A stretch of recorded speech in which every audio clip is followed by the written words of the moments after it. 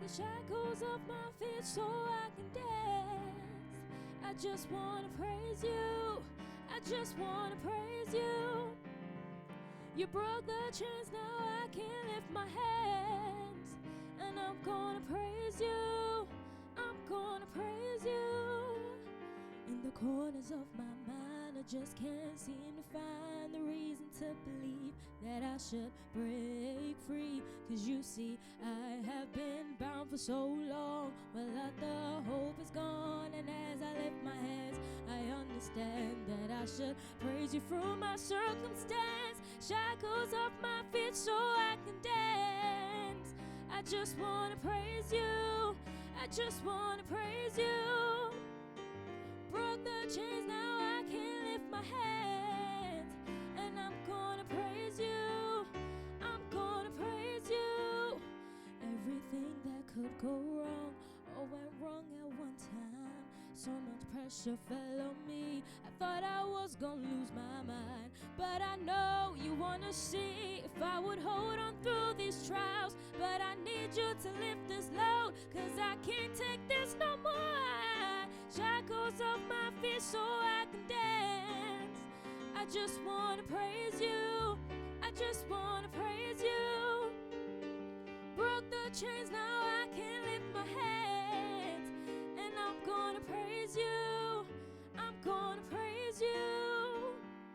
Through the fire and the rain, gone from every kind of way, God has broken every chain, said let me go right now. Shackles on my feet so I can dance. I just wanna praise you. I just wanna praise you. Broke the chains, now I can lift my hands. And I'm gonna praise you. I'm gonna praise you. Shackles on my feet so I can dance. I just wanna praise you. I just wanna praise you. Broke the chains, now I can lift my hands. And I'm gonna praise you. I'm gonna praise you.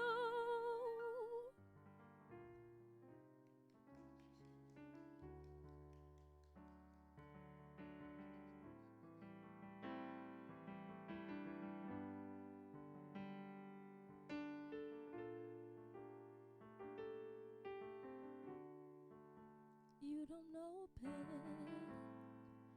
when you hold me and kiss me slowly. It's the sweetest thing, and it don't change. If I had it my way, you would know that you are. You're the coffee that I need in the morning. You're my sunshine in the rain when it's pouring. Won't you give yourself to me? Give it all. I just wanna see. I just wanna see how beautiful you are. You know that I see.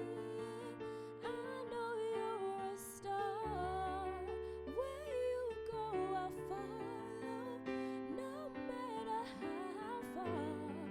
If life is a movie, oh, you're the best part. Oh, you're the best part. Oh, best part is the sunrise and those brown eyes, yes. You're the one that I desire. When we wake up and then we make love, it makes me feel so nice. You're my water when I'm stuck in the desert. You're the towel when I take and my head hurts. You're the sunshine of my life.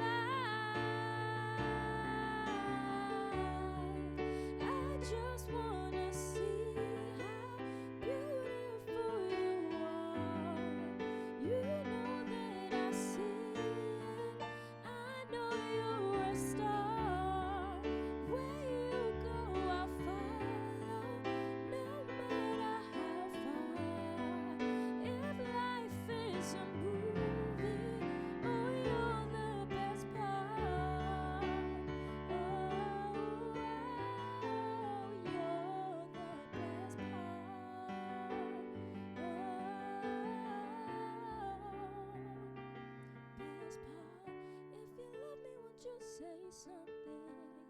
If you love me, won't you say something? If you love me, won't you say something? If you love me, won't you? Love me, won't you? If you love me, won't you say something? If you love me, won't you say something? If you love me, won't you say something? If you love me, won't you? Love me, won't you? I just wanna see how beautiful you are. You know that I see it. I know you're a star. Where you go, I'll follow, no matter how far. If life is a movie, oh, you're the best part. Oh, you're the best part. Oh, best part.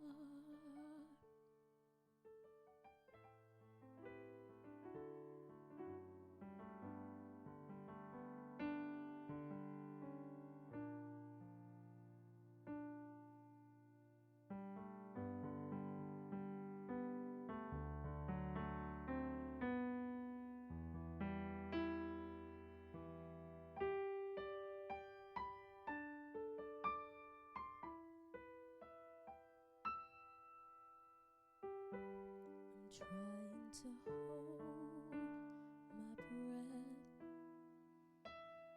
let it stay this way.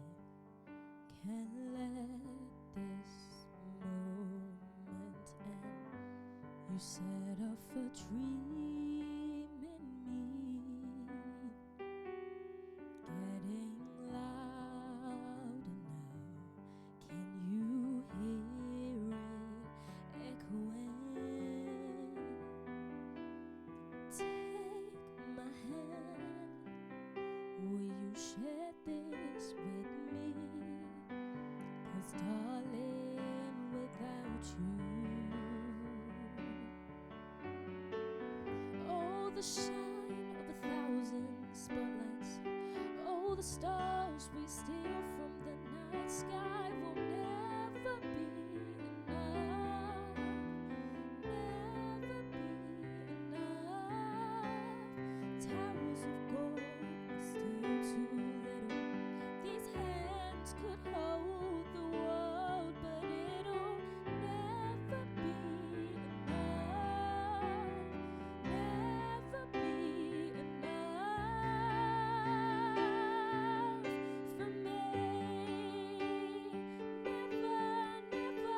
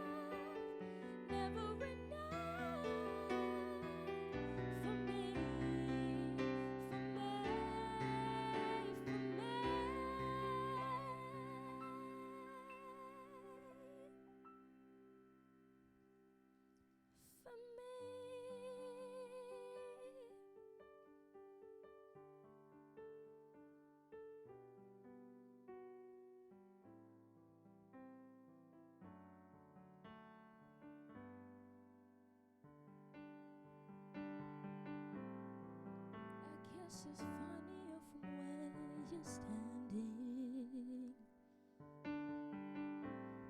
'cause from over here I miss the joke. Clear the way for my crash landing. I've done it again, another number for you know.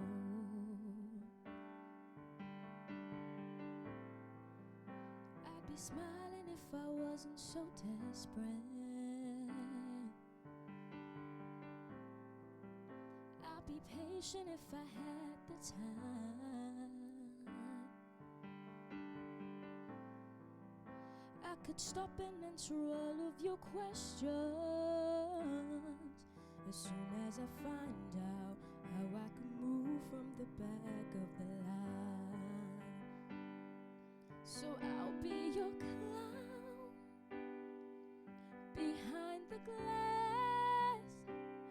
Go ahead and laugh, 'cause it's funny, I will too.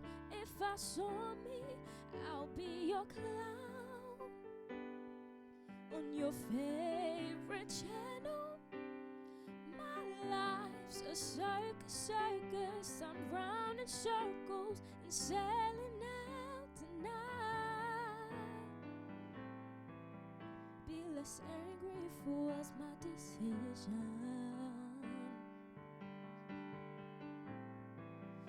and the money was just rolling in.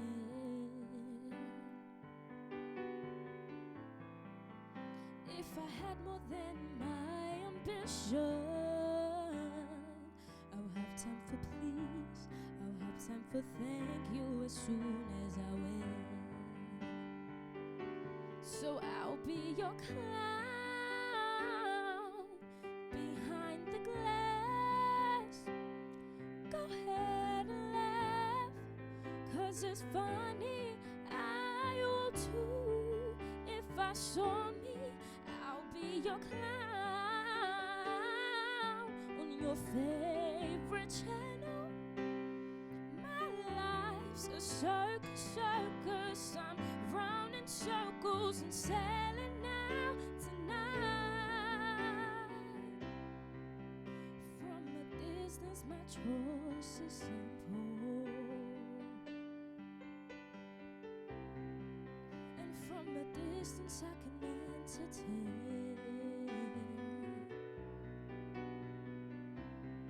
So you can't see me, I put makeup on my face, but there's no way you can feel it from so far away.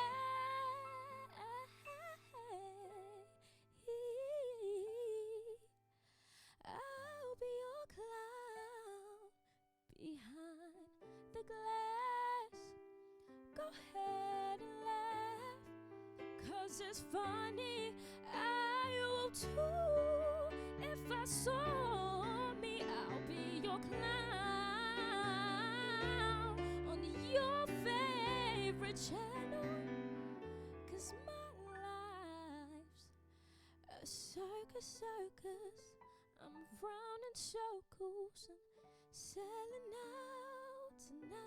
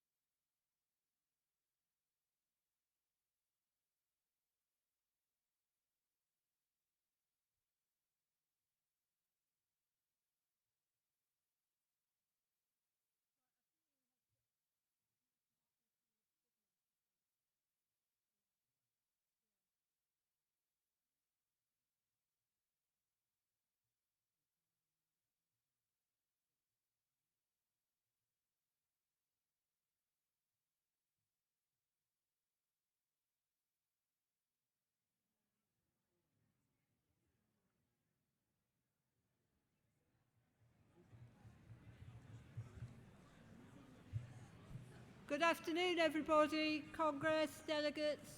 Hope you had a good break, and I call you to order now, please. Take your seats.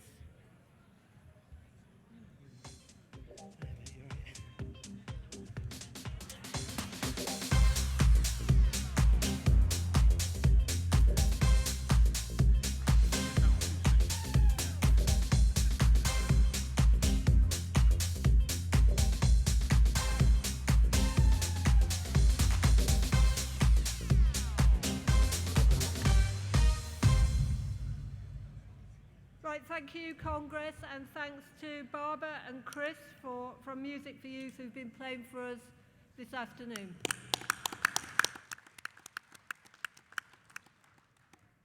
Congress, as Linda reported this morning from the GPC, we've got General Council statements on the TUC Anti-Racism Task Force and on International Solidarity, A World to Win, and I'll take both of these statements in this afternoon's session. And can I remind you that to get through all the business, it is important to respect speaking times.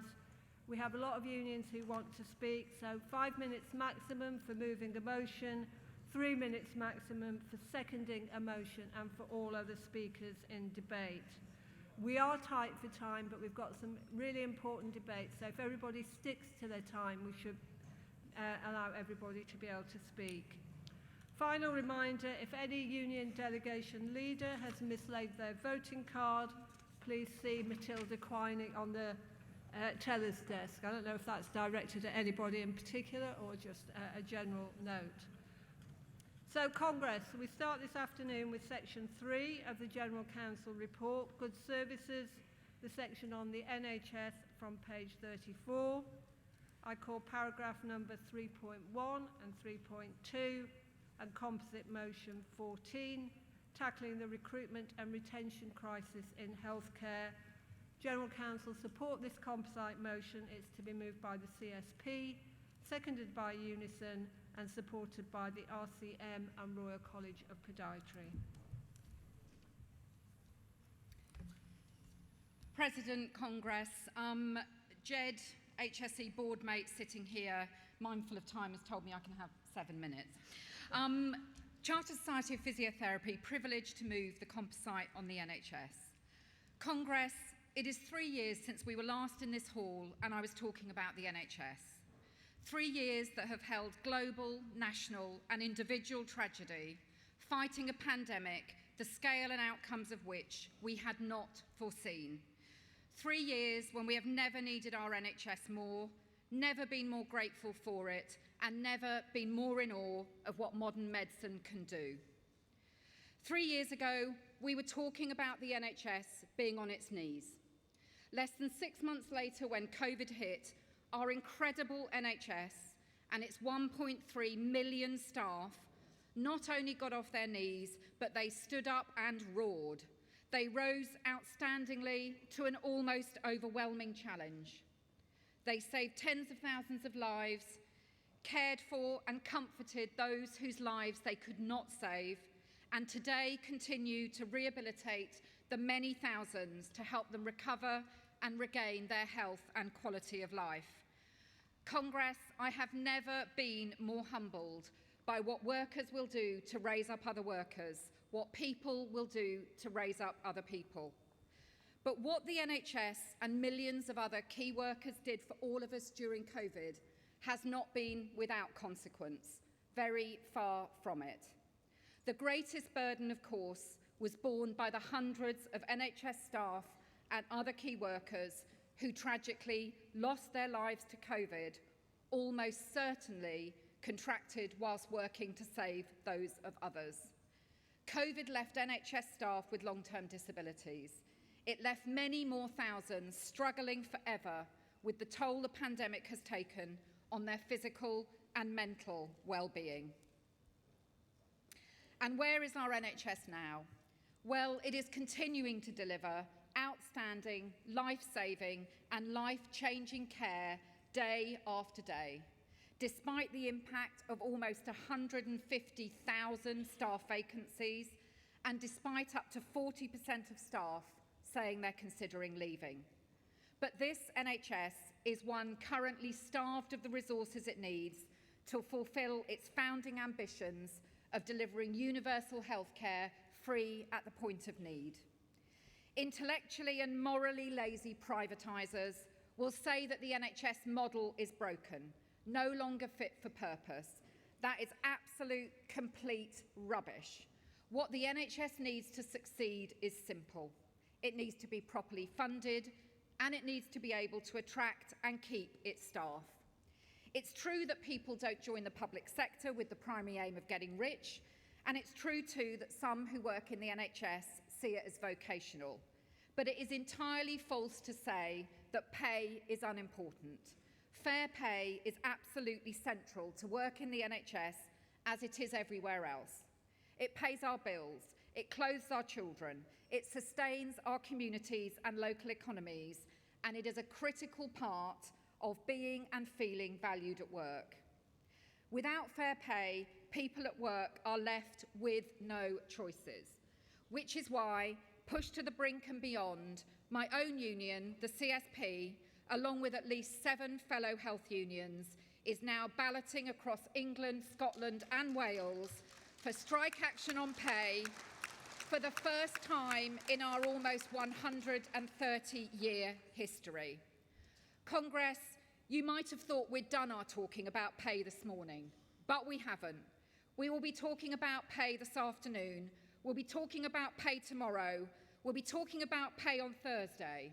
And when we leave this conference, we will be talking about pay every single day until workers are not taking home £20 a week less than they were 14 years ago, until public sector employees working full-time no longer need to use food banks, until working people do not have to choose between heating and food. Congress, I move.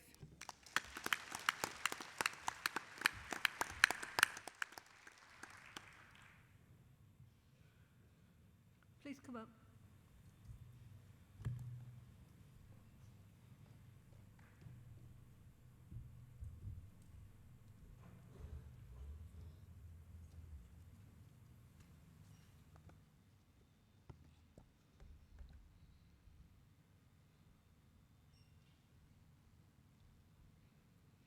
Good afternoon, Congress. Wilma Brown, Unison, supporting the motion.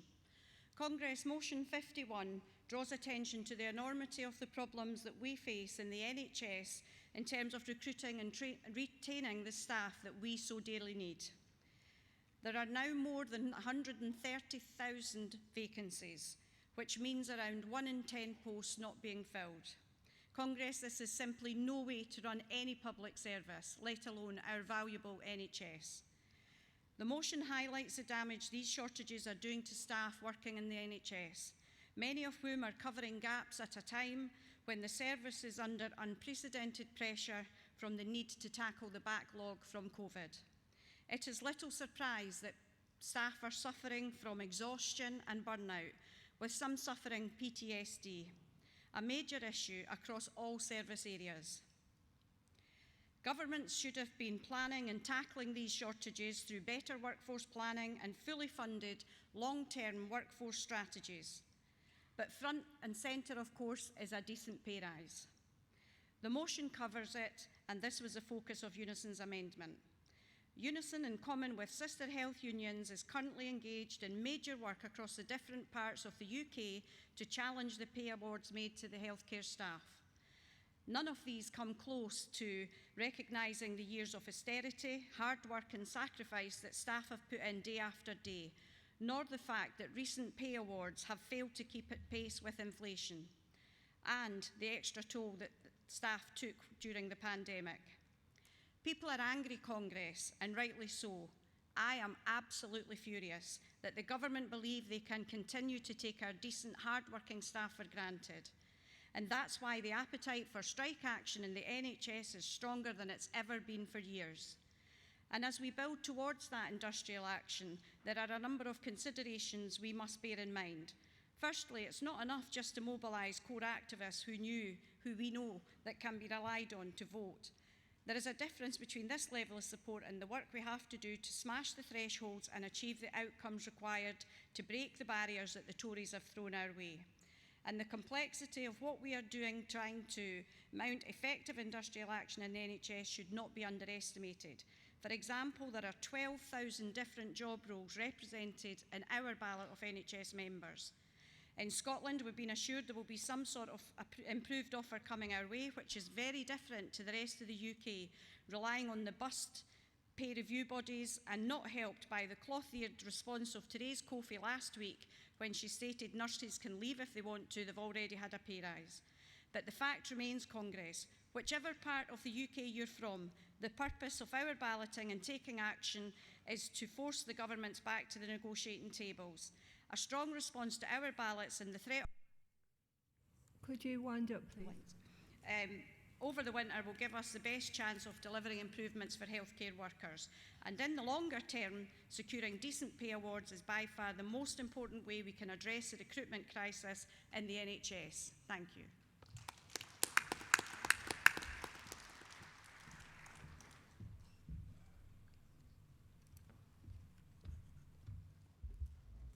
Congress, Alice Sorby from the Royal College of Midwives. In 1 week, midwives support 13,000 women to give birth safely, undertake 100,000 antenatal appointments and make almost 40,000 postnatal visits to new families. And they do that week in, week out, because that is what dedicated and committed health professionals do. But there is an exodus of midwives and maternity support workers. 600 fewer employed in the NHS now than a year ago. This is on top of an existing shortage of 2,500. That's roughly 10% of the midwifery workforce. In a recent survey, more than half of our members told us that they were actively considering leaving, and 3/4 of midwife leaders say they can't recruit or retain the skilled staff they need. This is not just about tired, exhausted older workers retiring early. This includes early career midwives saddled with debt for whom the pay, conditions and prospects are just not worth the personal cost. The tragic events that have hit the press in maternity units across the country draw a straight line between staffing and safety. Without midwives and support workers, it's not just the quality of care that suffers, but safety is at risk. As it is, it's our members who suffer as they try and hold it together for women. Our members feel undervalued and disrespected by the government. NHS staff surveys show that morale is at an all-time low, and midwives and support workers are stressed out and on their knees. We need to stop the exodus of staff. We need an urgent retention package that includes making sure local job evaluation processes work properly, that our members are paid properly for all the extra hours they work, and that extra hours are limited to prevent burnout, and that new flexible working provisions become a reality. We need career progression and development supported by recruitment and retention premia to target posts with the greatest shortages. At every level, pay has become an obscenity in the NHS, from hospitals setting up food banks and debt counselling services for staff, matrons receiving letters telling them that after their 1.2% pay rise, they now actually owe the NHS money. You couldn't make it up. Decent pay, flexible and rewarding work with a culture of respect and recognition, these shouldn't be impossible dreams, and this is what will keep our dedicated members in their jobs. Please support this motion.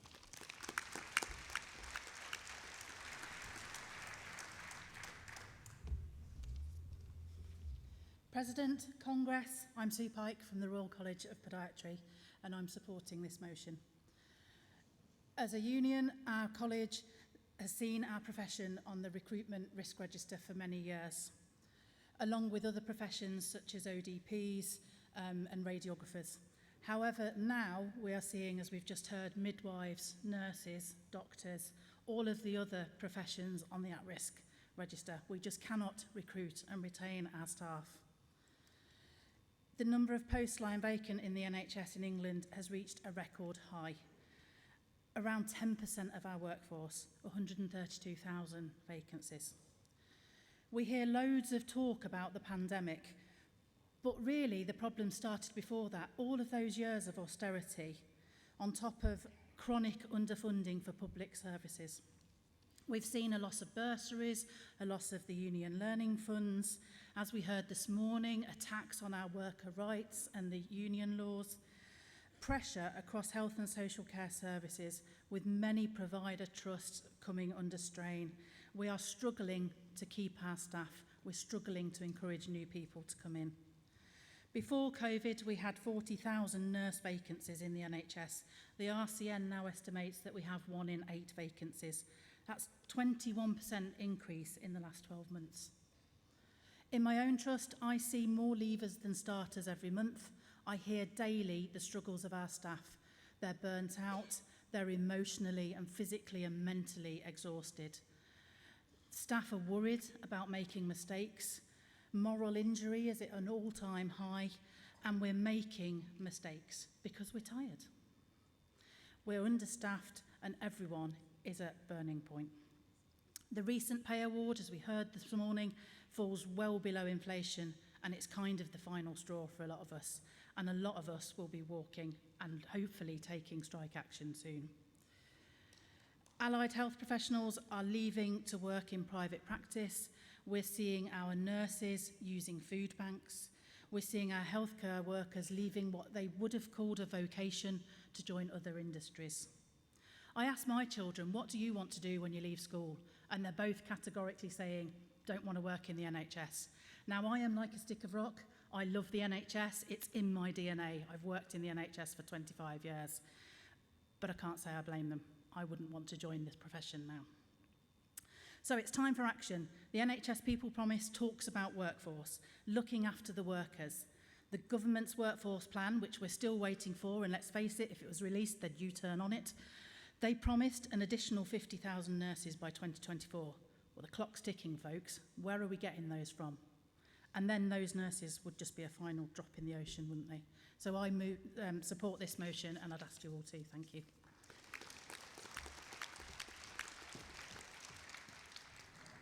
Thank you. We'll now vote on composite motion 14. Will all those in favour please show?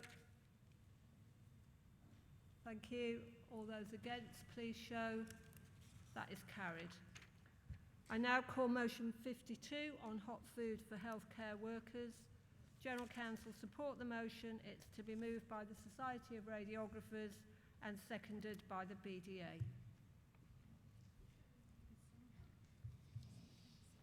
Good afternoon, President, Congress. My name is Tom Welton on behalf of the Society of Radiographers. In the NHS, obviously we're open 24/7. Healthcare does not sleep. Unfortunately though, the nuts and bolts of healthcare have been taken away over the years, leaving many cogs of this 24/7 system missing. Quite rightly, staff are expected to work unsociable hours, provide a service to the public. However, they've been left with reduced working standards. During the working day, hot food is available as well, in most cases, on and off-site retail outlets. At night, the provision does not routinely run for economic reasons. This leaves staff with little option for fresh, nutritious food, fostering a culture of fast food consumption and carbohydrate-heavy diets.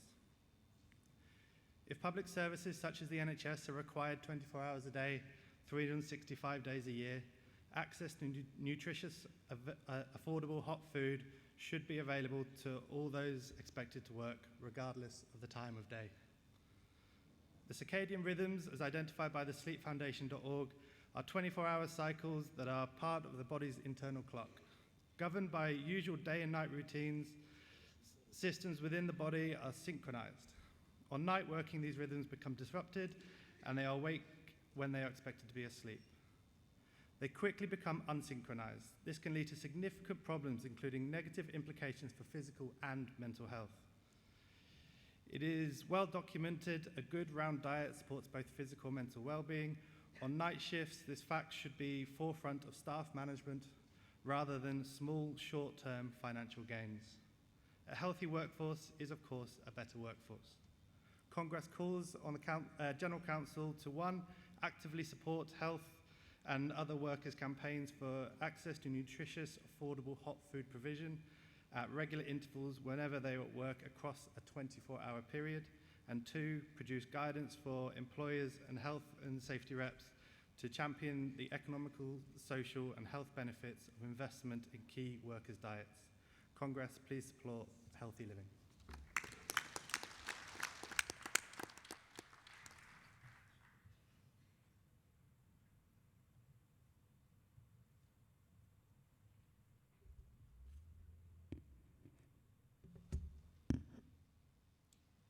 President, Congress, Katrina Evans, British Dietetic Association. Seconding the motion, first time speaker.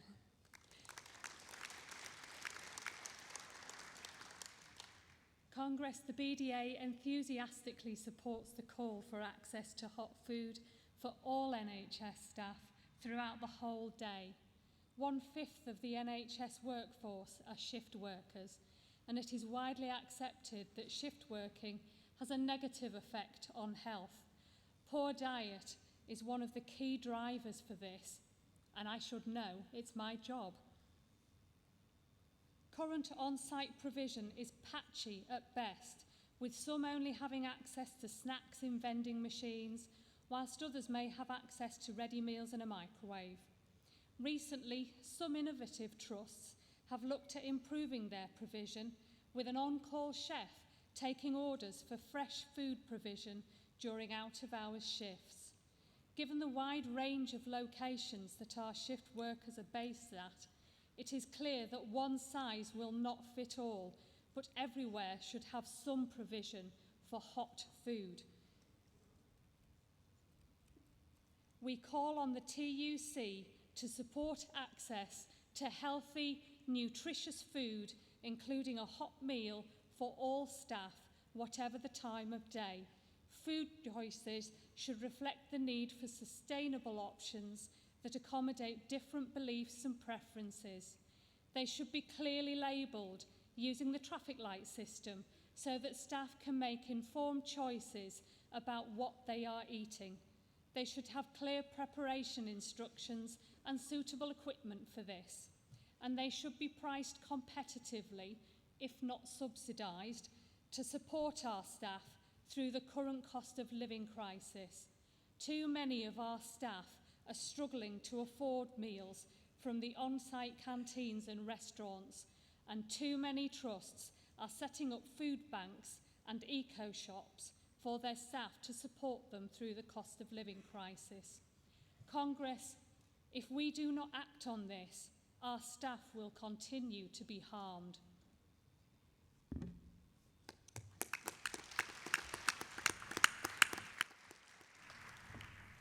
Thank you. We'll now vote on motion 52. Will all those in favour please show? Thank you. All those against please show. That is carried. I now call motion 53 on the treatment of overseas recruits by private sector and NHS employers. The General Council support the motion. It's to be moved by the Society of Radiographers, seconded by the CSP. RCM and the Royal College of Podiatrists will also speak in this debate. Me again. Firstly, she got a clap. This is now my second speech at TUC. Thank you. Thank you. Narcissistic, I know, but still. Need to turn my page over. There you go. It's no surprise to Congress to hear that health and social care is in the midst of a staffing crisis. We've heard a lot about it today. Years of excessive underfunding and strategy has led to widespread poor workforce environments.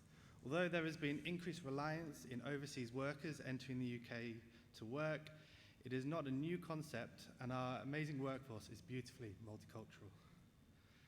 With the increased reliance on overseas recruits, the treatment of these colleagues urgently needs to be called to question.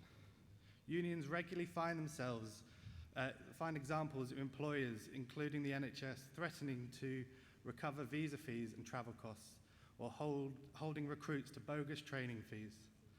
Some private sector companies impose exceptionally long notice periods and/or extend probation periods to overseas recruits' contracts.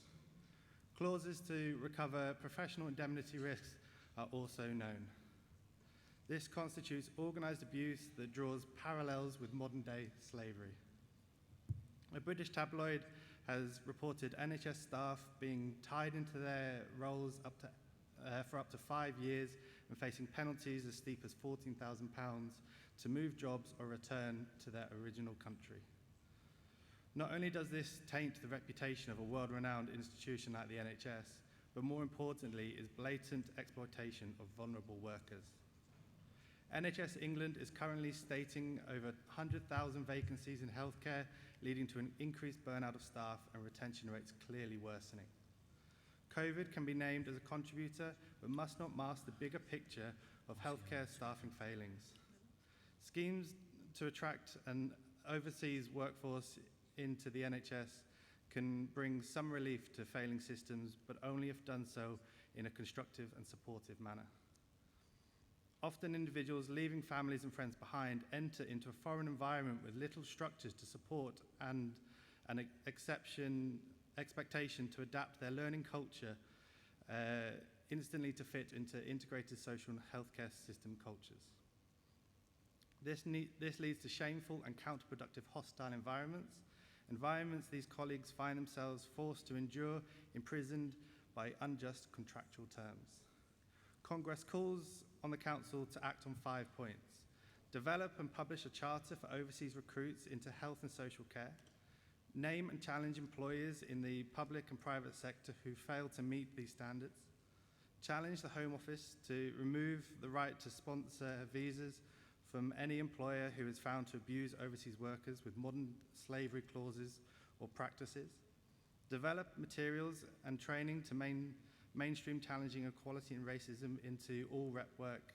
Support unions developing equality reps to champion anti-racism in workplaces. Thank you.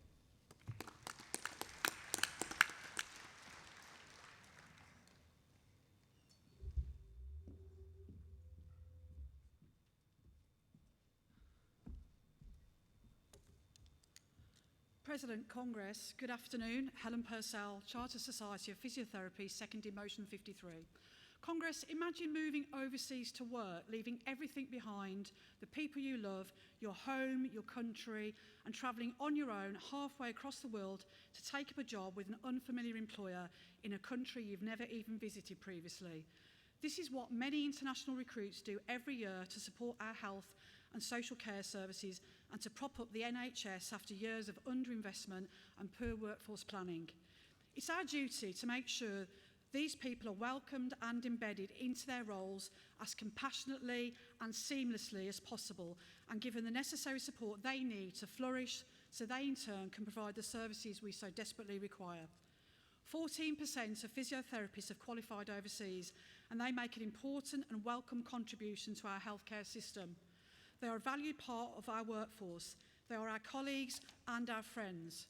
But we know that some of these workers encounter a hostile and sometimes exploitative environment in the UK, and this has to stop. Despite there being a code of practice for the ethical international recruitment and numerous resources and training for employers on how to translate this code into practice, we continue to see poor practice and shoddy treatment of these workers. Sometimes it's down to the environment not being right or prepared to receive an international recruit.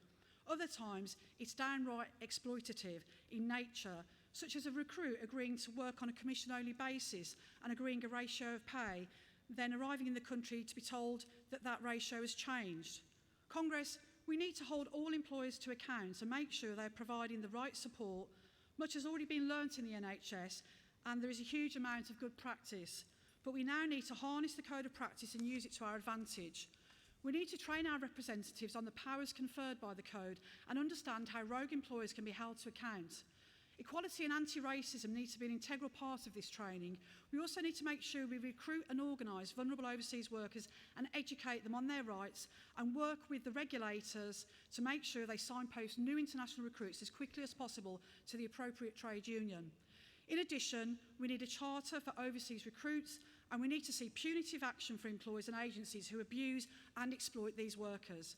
Congress, we must do everything we can to ensure that overseas workers are not treated unfairly or exploited in the workplace, and they receive the respect and dignity they so deserve. Congress, now is the time for action.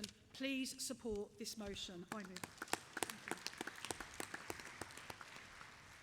Thank you. RCM have indicated that they won't be speaking in this motion, so our final speaker in this debate is from the Royal College of Podiatrists. Hello, very good afternoon to everyone. President, Congress, Anwar Ali of the Royal College of Podiatry and a first-time speaker at Congress. Thank you, it's very kind. Speaking in support of Motion 53, the treatment of overseas recruits by private sector and NHS employers. So we've already heard some very invaluable information from my colleagues. Just want to thank them for their contributions.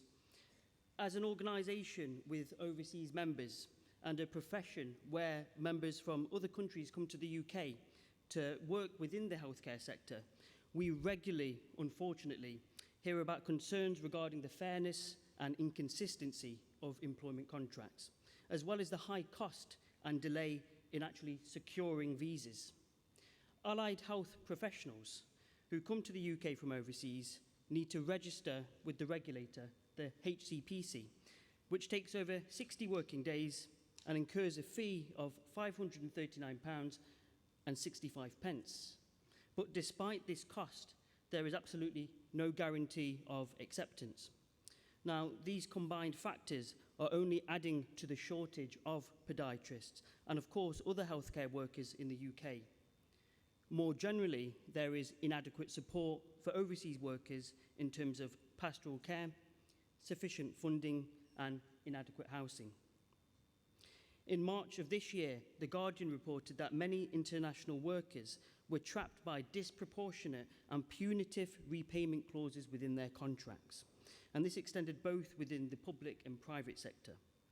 Already being vulnerable to exploitation and feeling isolated from their friends and family, these international workers were subject to the threat of repaying costs relating to recruitment, flight arrangements, visa fees, mandatory training and English language certificates.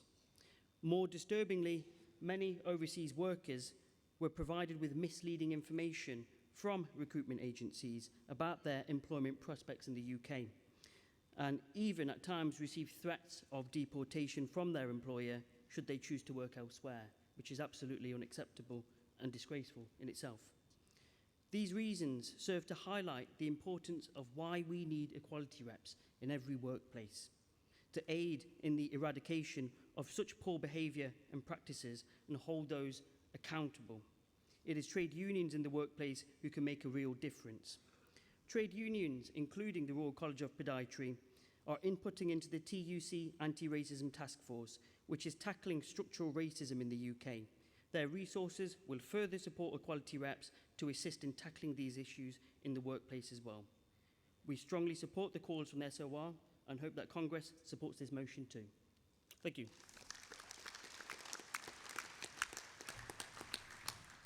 Thank you, and we will now vote on motion 53. Will all those in favour please show? Thank you. All those against please show. That is carried. President Sue, can I invite you to now address Congress?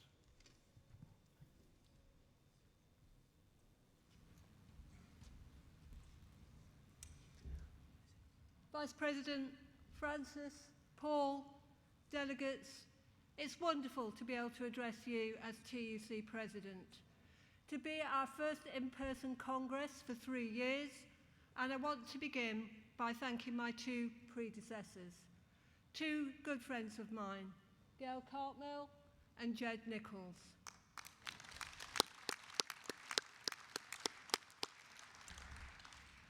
As Jed said, there have been 152 Congresses, and it was just his luck to preside over the first ever virtual one. But Gail and Jed both did us proud. We may have been apart, but they kept us together. I also want to thank Mike, boss and friend, and everyone at Prospect for their support throughout the year. I'm incredibly proud to be part of such a unique union. Private and public, we represent professionals and specialists on whom we all depend. The air traffic controllers, keeping our skies safe, Our members keeping the BBC on air in the face of threats to the future of public service broadcasting, scientists tackling our climate emergency, energy workers supplying our homes, schools and hospitals despite extreme weather events across the seasons. And I want to say a few words about our members in the civil service. Committed public servants who helped get us through the pandemic and Brexit. The scientists on whose advice we all depended, now openly derided by ministers. Civil servants who found out in the Daily Mail about the proposals to cut 91,000 of their jobs, shortly followed by Liz Truss's ill-conceived plans to introduce regional pay.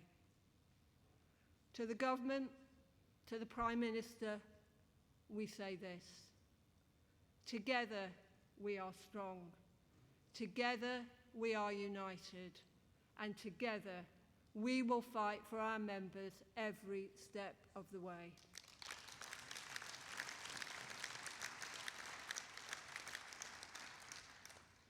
Friends, my year as President has been dominated by Putin's war in Ukraine and, of course, by the cost of living crisis. I've heard the Prime Minister is looking for the anti-growth coalition. Yes, the Prime Minister whose budget crashed the economy after less than a fortnight in charge. So I say this to the Prime Minister: if you want to find the anti-growth coalition, then take a look in the mirror.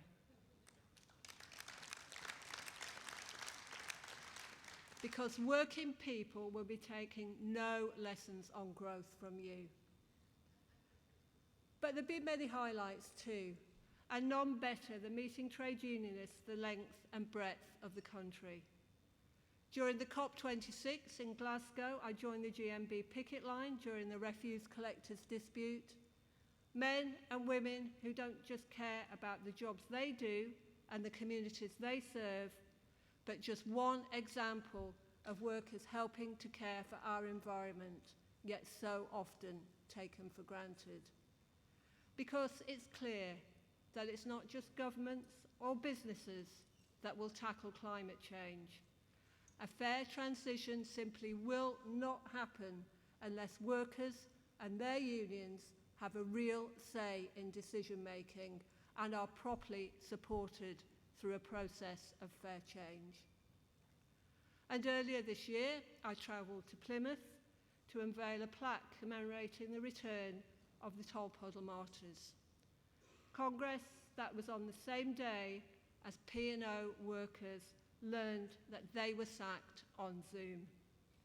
A reminder that almost 2 centuries after Tolpuddle, workers still face many of the same challenges: bad bosses, insecure work, a government that serves wealth but attacks labour. It's worth remembering that during the pandemic, the government lauded key workers and worked with unions to deliver furlough. 2 years on, and it attacks those same workers for asking for a decent pay rise, waging a right-wing assault on our movement. Well, I say this to the government: you've completely misjudged the public mood. But you don't need to take my word for it. Just look at the latest opinion polls. The British people have rather more faith in trade unions than they do in Tory politicians.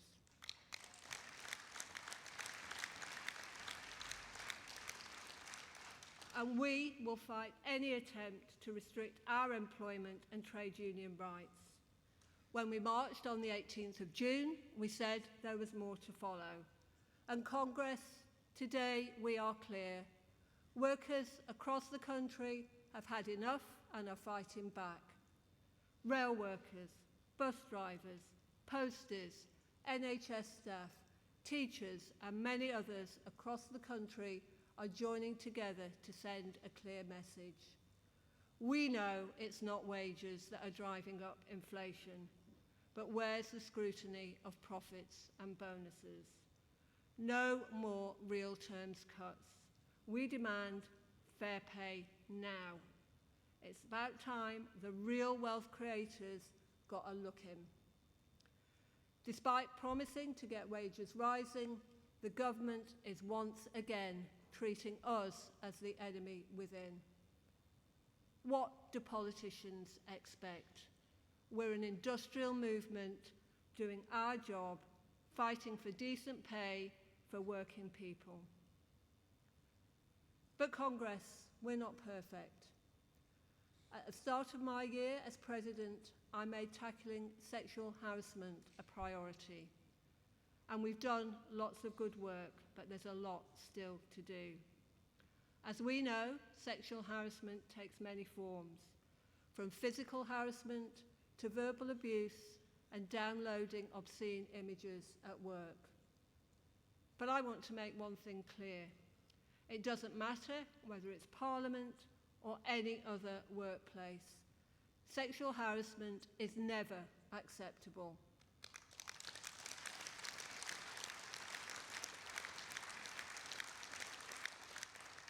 And that includes in our movement too.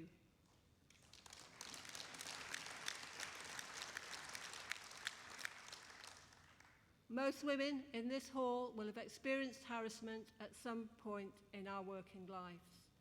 It's upsetting, shocking, humiliating. It takes a toll on your self-confidence and well-being, and it makes doing a tough job even tougher. And delegates, it makes it harder for women to do our union job too, and that's another reason why it has to stop. It's corrosive, and ultimately it weakens us all. So let's be clear. All decent trade unionists share an interest in preventing harassment of any kind. No woman or man should suffer in silence. And when harassment happens, let's commit to take action to call it out, stop it once and for all.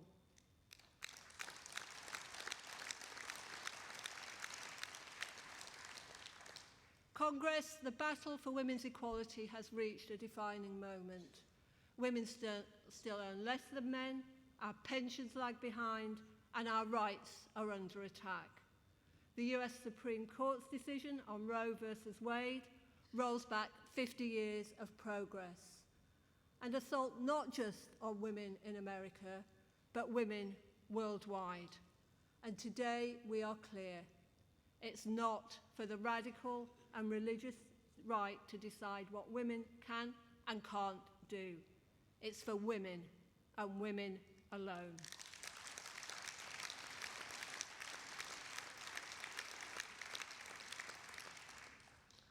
I'm proud that we're making a difference globally, most importantly by leading the fight against the far right. Let's hope that Lula gives Bolsonaro the thumping defeat he so richly deserves in the final round of the Brazilian elections at the end of the month. And Congress, whether it's fighting the imprisonment of trade unionists in Turkey or supporting the struggle for justice in Palestine, let's put our values of internationalism and solidarity into action.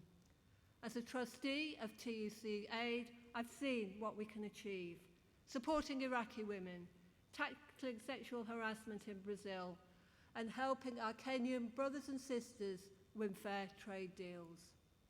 Congress, in this country and overseas, equality really must be at the heart of everything we do. As the TUC's Anti-Racism Task Force has shown, we are at our best when we are boldest. So let's secure good jobs for all, address our epidemic of low-paid, low-skilled, low productivity work, and deliver genuine flexibility for everyone. It's great that flexible working is now so prominent on the agenda, but the debate shouldn't just be about middle-class professionals working from home. That excludes the majority of the working population, including key workers. It should be about delivering flexibility for all, and that includes those in occupationals traditionally denied the choices that others take for granted. And Congress, it doesn't matter whether it's flexible working or equality or higher pay, we know that the best way to win for working people is stronger unions, collective bargaining and organisation. And that really puts the onus on all of us to rebuild our movement, meeting the demands of a world which is changing fast. Automation, technological change, the climate emergency, all demand stronger, not weaker, trade unions.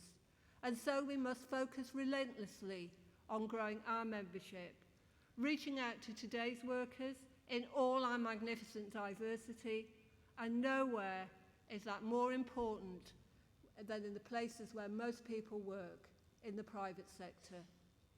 Times may change, jobs may change, but workers still need unions to fight their corner. Public or private, strong, growing, representative trade unions can give working people hope, the confidence to demand better. And that, to me, is the essence of trade unionism. Workers joining together to win fairness, justice and equality, to secure good work, good jobs. Never did I imagine I would have the privilege of addressing this Congress as President, nor that within my working life, women would assume their rightful place as leaders of our movement. Frances, I imagine you're going to hear a fair few tributes over the next 2 days. You've been a brilliant General Secretary. Thank you for everything you've achieved for working people.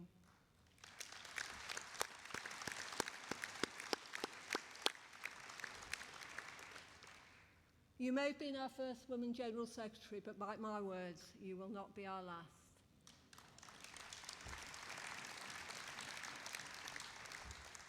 And finally, I must say thank you to you, all of you, the trade union team, the officers, reps and activists who make our movement what it is, a unique democratic movement of and for working people. So thank you, delegates, for everything that you do. Keep up the good work, be proud of our trade union values, and let's build for the future. Thank you.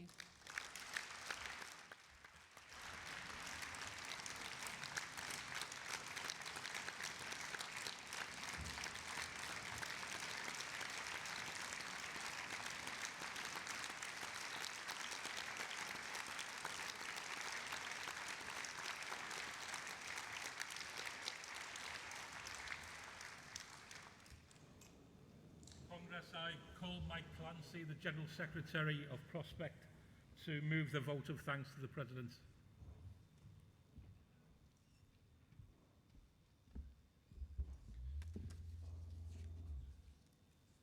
Vice President Congress, it is my privilege to move the vote of thanks for Sue, my friend and colleague.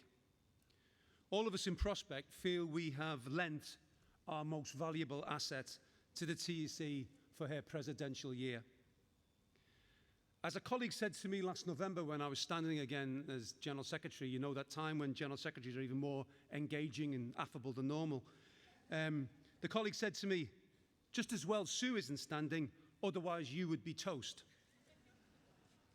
Now I wholeheartedly agree with that sentiment, which I think was said in jest, but it reflects the esteem in which Sue is held across Prospect. I am sure, as President, Sue has brought to the TUC her wisdom, calm, and determination. Sue brings a deep, career-long commitment to trade unionism and equality. And just listen to how she's underlined that in her speech. From her Sheffield roots, through policy work at the TUC, she knows the inner workings, to the IPMS, a forerunner of Prospect, rising to become our Senior Deputy General Secretary. She has guided the TUC through the last turbulent year, and I'm sure she has been the same rock to Francis and Paul that she is to me and Prospect. And when Sue speaks, we all listen. Sue is a blade in so many and all senses. We have much in common, particularly bad moods after the football. I've seen her endlessly refreshing the BBC website in injury time when all hope is lost. We all do it, we all continue to do it, but she does it just as much as the rest of us. Her Sheffield steel is shown when the situation demands it. And you know the debate is over when she crosses her arms and she gives you that look. But Sue is someone who we all rely on. That's the fact of the matter. And we are glad to have her back to ourselves in prospect. Sue, well done on behalf of the entire trade union movement. Being TUC president was a rightful recognition for your working influence and dedication. You stand as a role model for all trade unionists, but probably most importantly, you demonstrate to women in this movement that they can reach the top.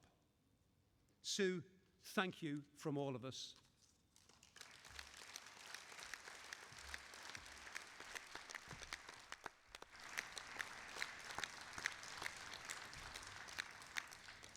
Congress, I call on Gail Cartmel from Unite to second the vote of thanks.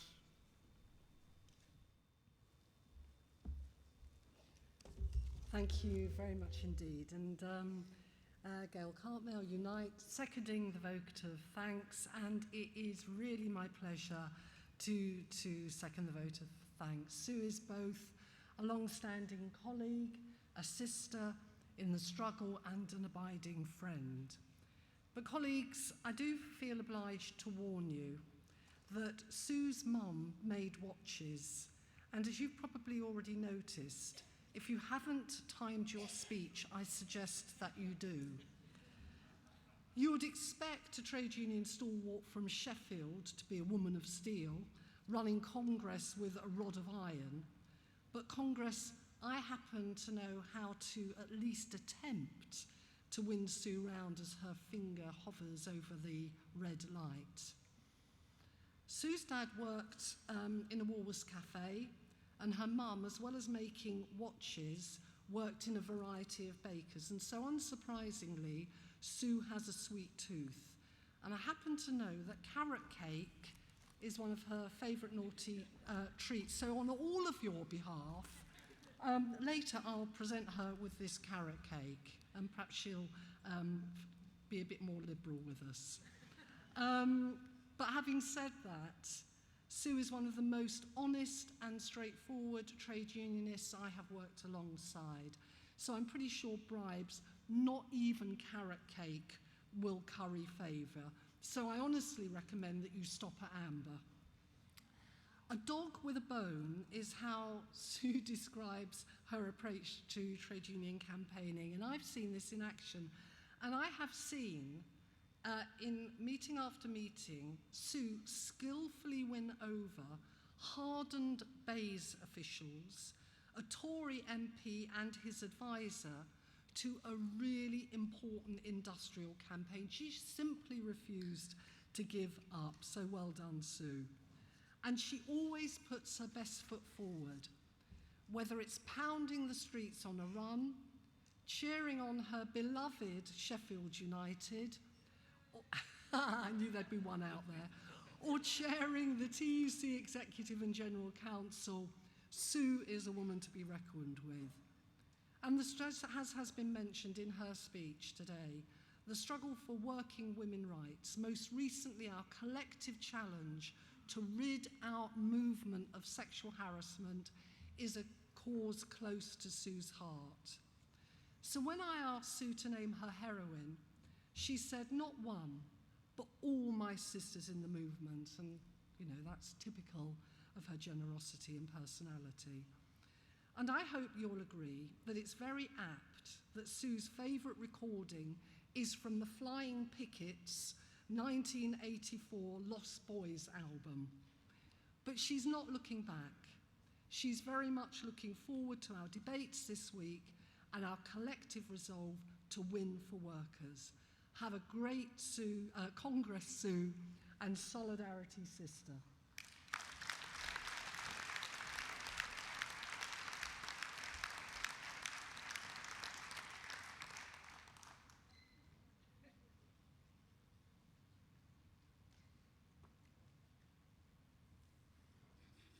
So now reinstall with my carrot cake. Thank you to Mike and thank you to Gail.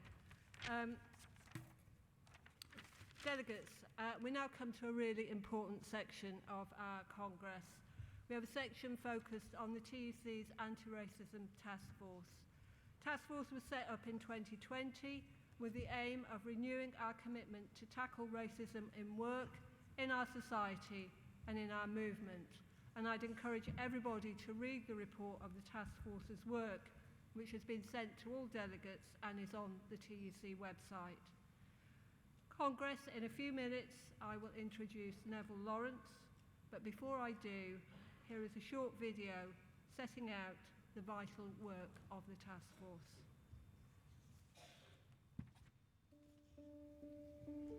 Generally, even though trade union membership has a high percentage of black and Asian ethnic minority people across the board, we're not represented as reps, as senior conveners, in leadership positions within the unions, sitting on executive councils. You know, our faces are not there.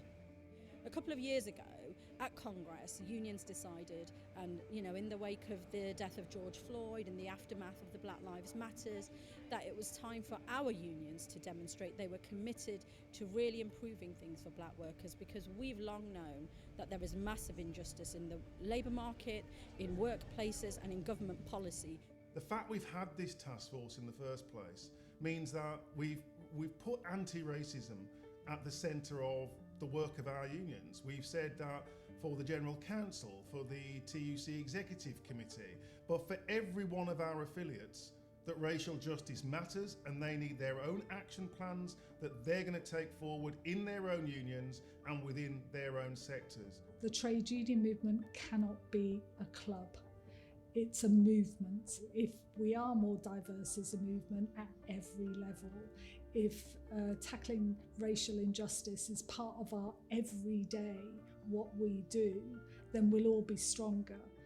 There is a fundamental need for change. And if this is now the time we can create that change, then that's what we need to do. So this course is about raising an awareness of the lack of ethnicity within the union. There's very much a divide and conquer culture that's happening at the moment. So it's crucially important. Race training is done so that we can actually bring the community together. Tackling the issues of systemic racism means that we need to use our collective strength. And that means that we've got to invest in training, in developing our black members into activism, but also into leadership of our trade unions. We need to step up our organising and accelerate that diversification of the trade union movement, open the doors. We do these things to try and make change to the way we are being treated. Any organisation, whatever it does, however important, however valuable, if it isn't evolving and if it isn't engaging, it's excluding. So the task force is incredibly important. That is the main thing, is you're here to support and to make sure that each and every one of us are treated fairly.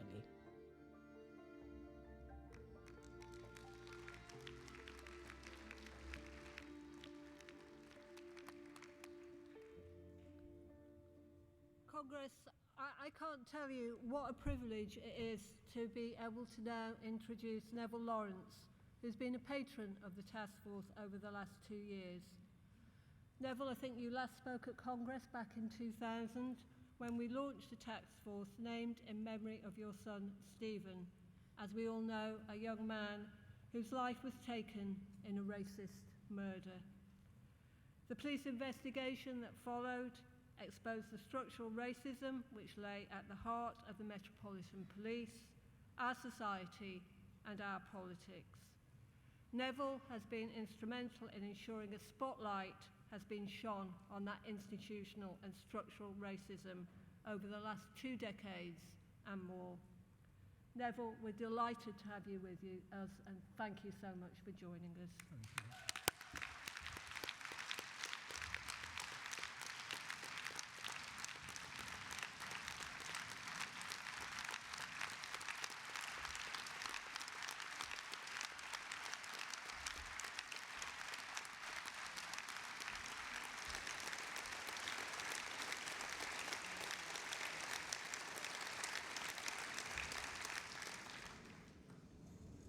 Congress, thank you very much. I am standing here tonight without the help of the TUC Congress and all the different unions, I wouldn't be here tonight. I remember we were trying to find a way to publicize the murder of my son. We went to Blackpool to leaflet. And in the night before, somebody came to the house and said, we need you to go up and tell people exactly what the family is going through. And because of what the TUC did, we had the publicity to start trying to fight for justice for my son. We've only had some justice.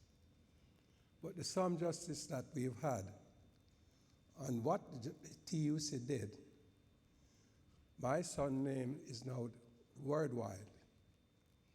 I remember going to Florida to see some friends, and while I was in the airport, I heard this man calling out my name. And I'm saying, well, how does this man know me? It was because of a film that we did. And it went to a university in Florida. And this man recognized me from the pictures that he saw me talking about the murder of my son. There's no way I can thank the TUC and all the different members of the unions who have supported the family over the years. And some of the things that has happened since is mind-blowing. And I'm just saying to you people, thank you again, and continue to help families like mine who suffer racism. Thank you very much.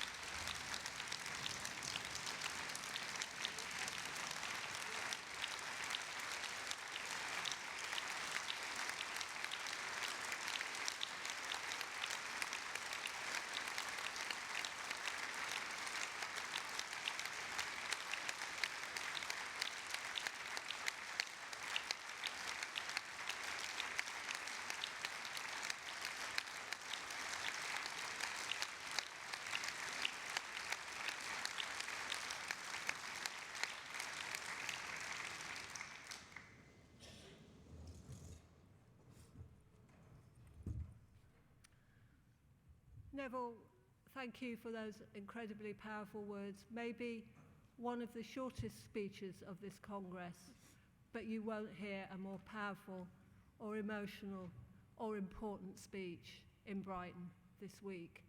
You thank the TUC. We should be all thanking you for the work that you've done out of tragedy to make a real difference to people's lives. Thank you. It's a real privilege.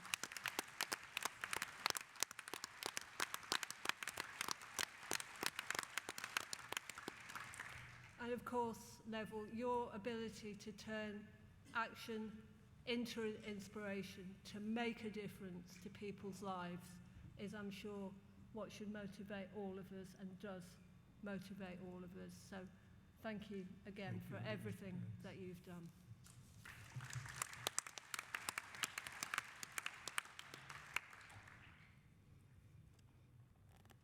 Congress, we now turn to section 2 of the General Council report, Respect and Voice at Work, the section on the Anti-Racism Task Force and Race Equality from page 27.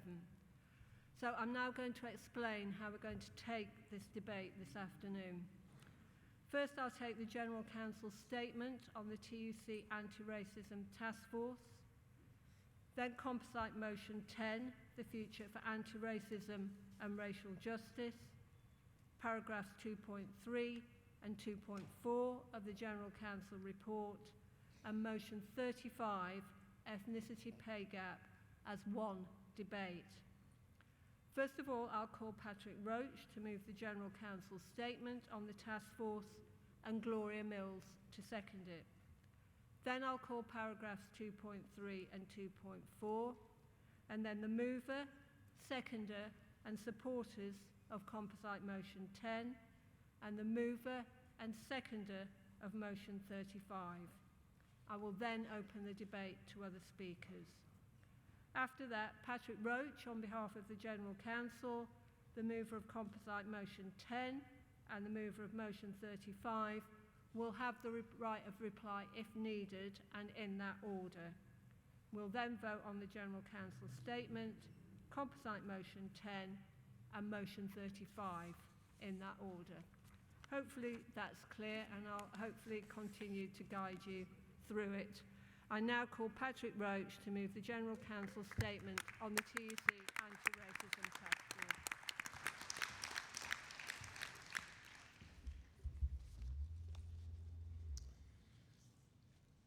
President, Congress, Patrick Roach, NASUWT, the Teachers Union, proud to be moving this statement on the TUC Anti-Racism Task Force on behalf of the General Council, and also deeply honoured to be following on from Neville Lawrence, patron of the Anti-Racism Task Force.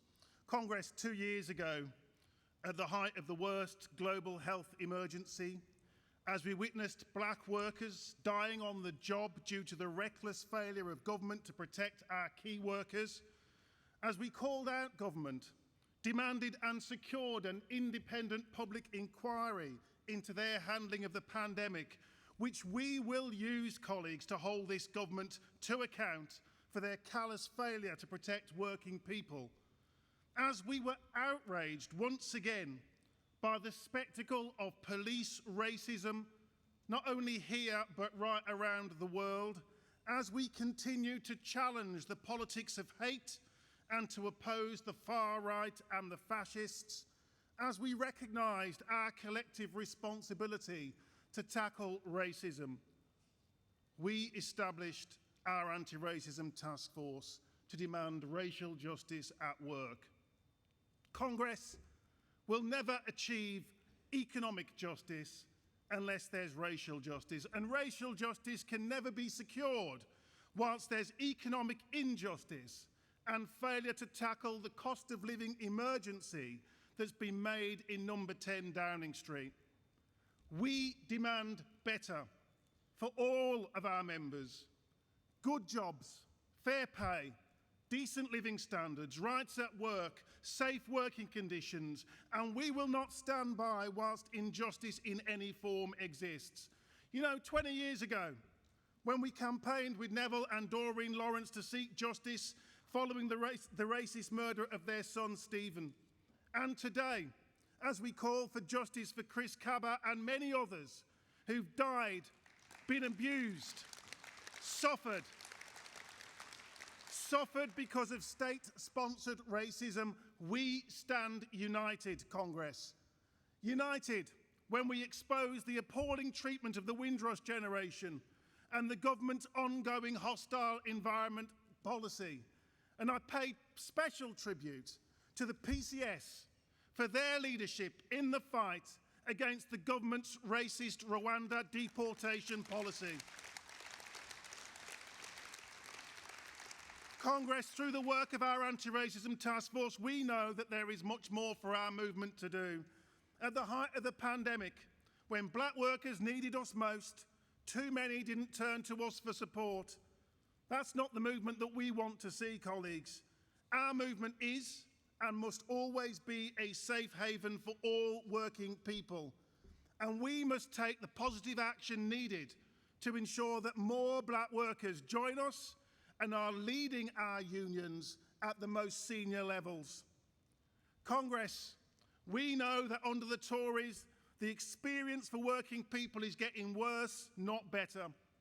The government wants an economy built off the backs of worker exploitation with structural and systemic racism at its foundations, where black workers are paid less, 3 times more likely to be unemployed, 2 times more likely to be in precarious employment, the last to be hired, the first to be fired, and more likely to be employed on inferior terms. That is labour market racism. That is a labour market rigged against black workers, and we will not tolerate it, colleagues.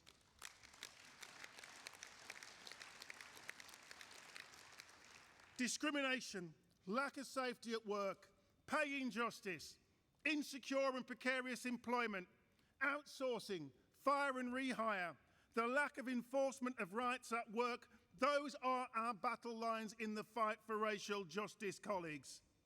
Colleagues, I want to pay tribute to all those who've participated in the work of the task force these last 2 years. To Frances, especially for her leadership, to Paul and all the team at the TUC who've ensured that we've delivered what we set out to do. To our Race Relations Committee for their leadership, to our Black Workers Conference, whose counsel has been invaluable. Colleagues, we've seen some fantastic work from affiliates as well. We've developed a whole series of resources and support that you can take forward. And now, with our anti-racism manifesto and through the work of our implementation and oversight group, we have set out our roadmap as we continue beyond this Congress, demonstrating that we have the courage of our convictions and we will be held to account. No ifs, no buts, no excuses. That's how we build our anti-racist movement, not a tick box exercise, but by setting the agenda, leading by example, winning for our members. Because, colleagues, united we stand, stronger, in the knowledge that when black workers rise, we all rise. Congress, I move.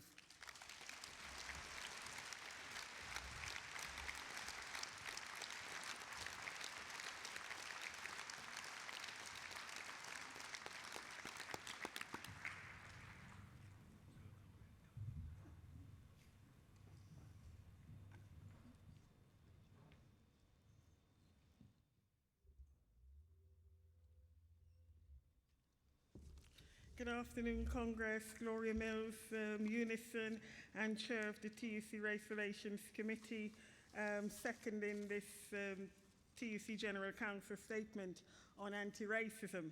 And I want to say that this is a defining moment in our history, and it's a defining moment for our movement. And it's the end of 2 years of the work of the Anti-Racism Task Force, but it's a new beginning to write a new chapter in the fight for racial justice. And I stand here, in memory of my dad, who was a UCAT steward, and who told me that when the day that John F. Kennedy died, they'd sacked 40 Jamaican workers at the hotel they were building in London.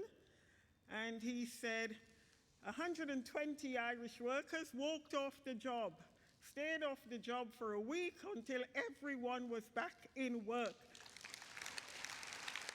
So, and he told me that even 3 days before he died at 92 and said, make sure you register to vote Labour. That was another thing he reminded me 3 days before he died. But my mom was an USDO and a GMB rep as well.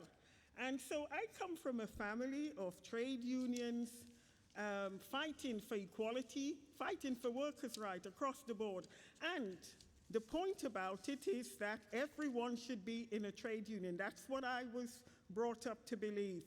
And I'm calling for people, young workers, people who are experiencing problems. If you are in work, please join a trade union, because we have to stand up and be counted.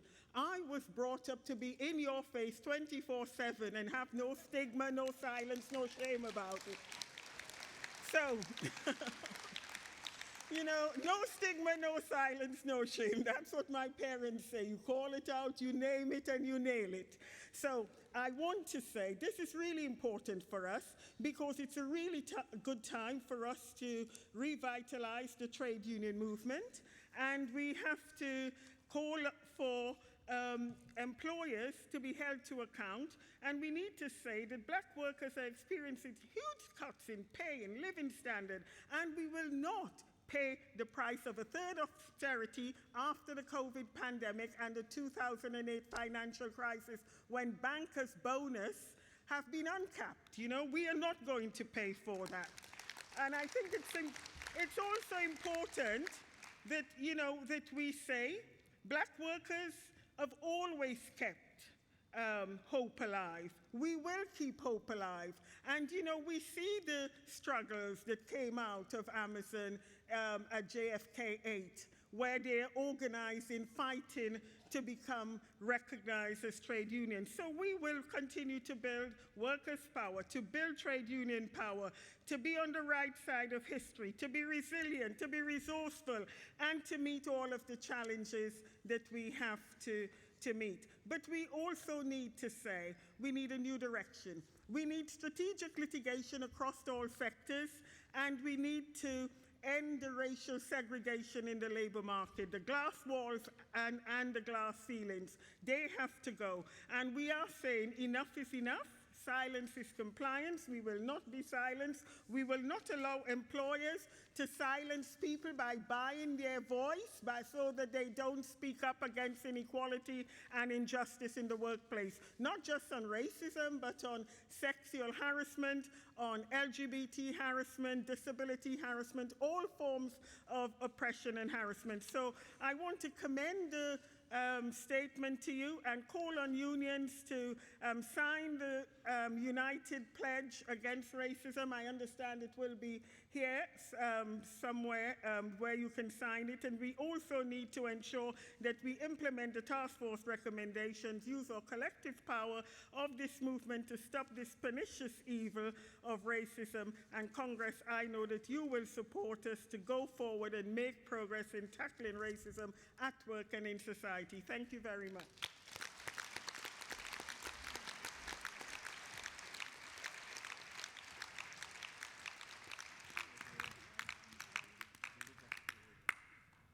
Thank you, Patrick and Gloria. I now call paragraphs 2.3 and 2.4 and composite motion 10, the future for anti-racism and racial justice. The General Council supports the composite motion. It will be moved by Usdaw, seconded by NASUWT and supported by NAPO, Unison and the CWU. So Usdaw, if you'd like to come forward.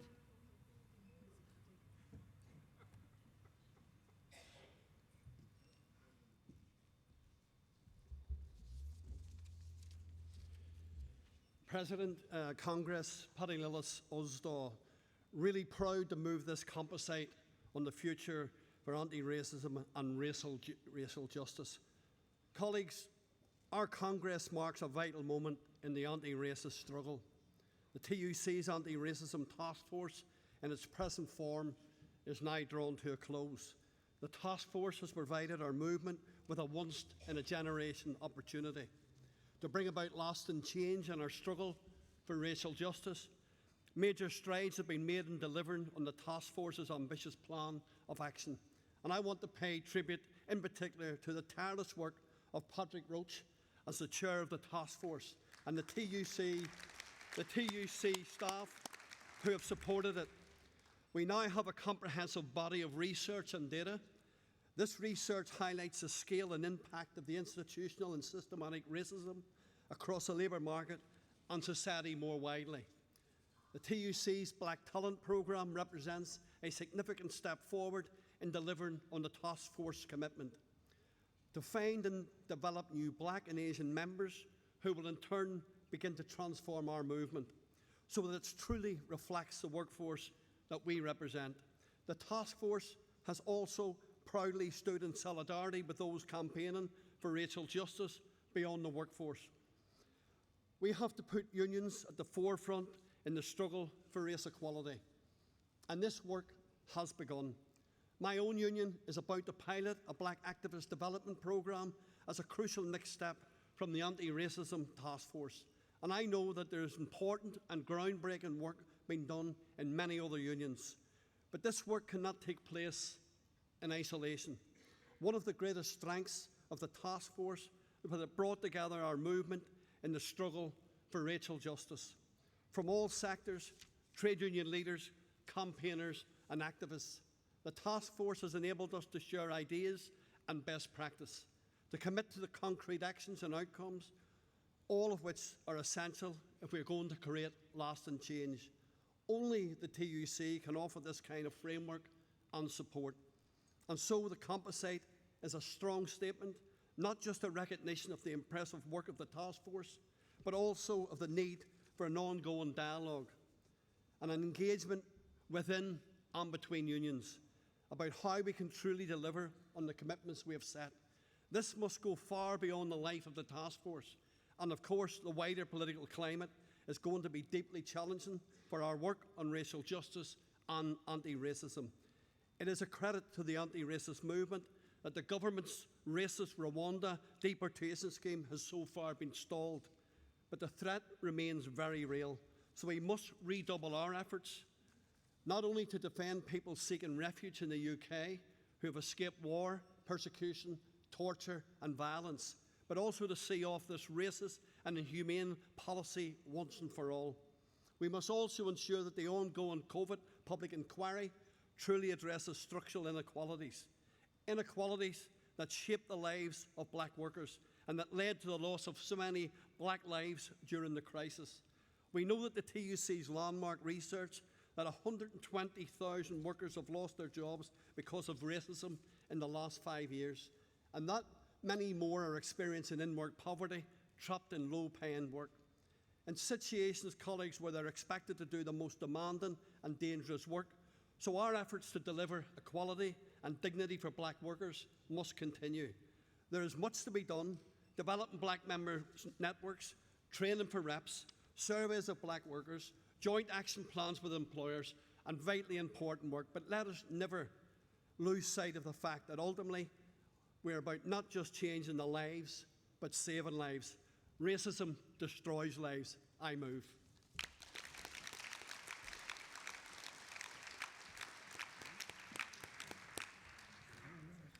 Thank you. NASUWT to second.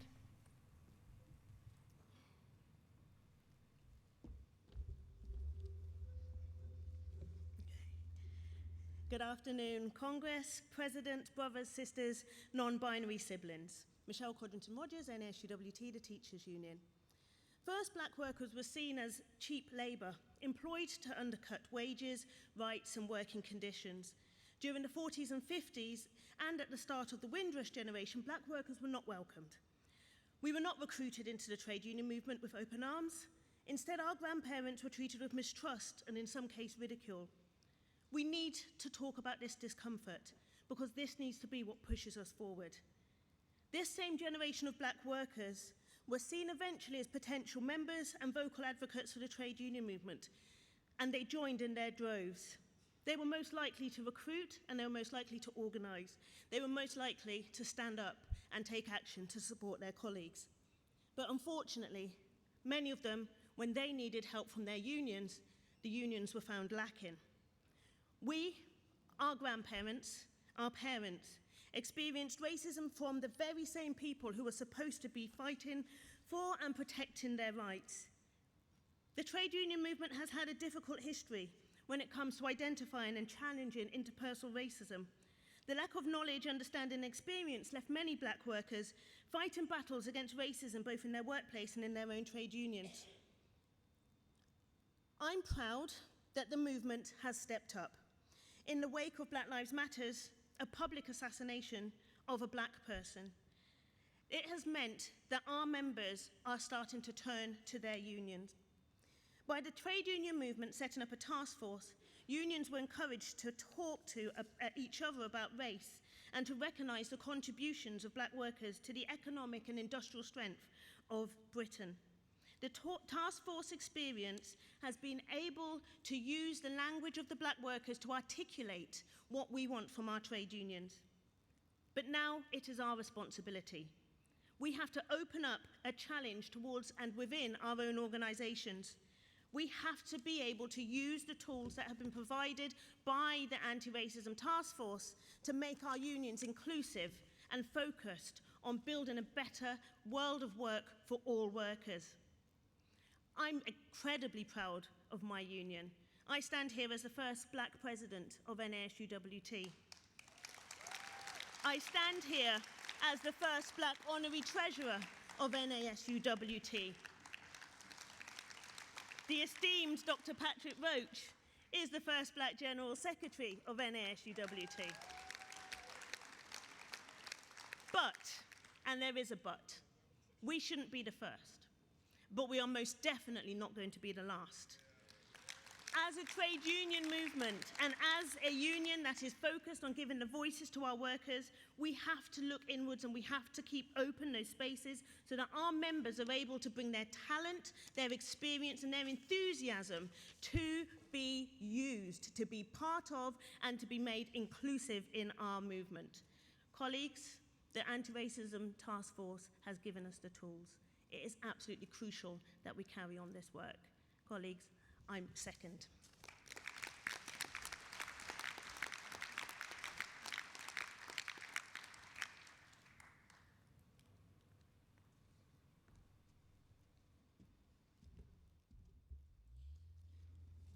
President, Congress, Ian Lawrence, first British Asian General Secretary of NAPO.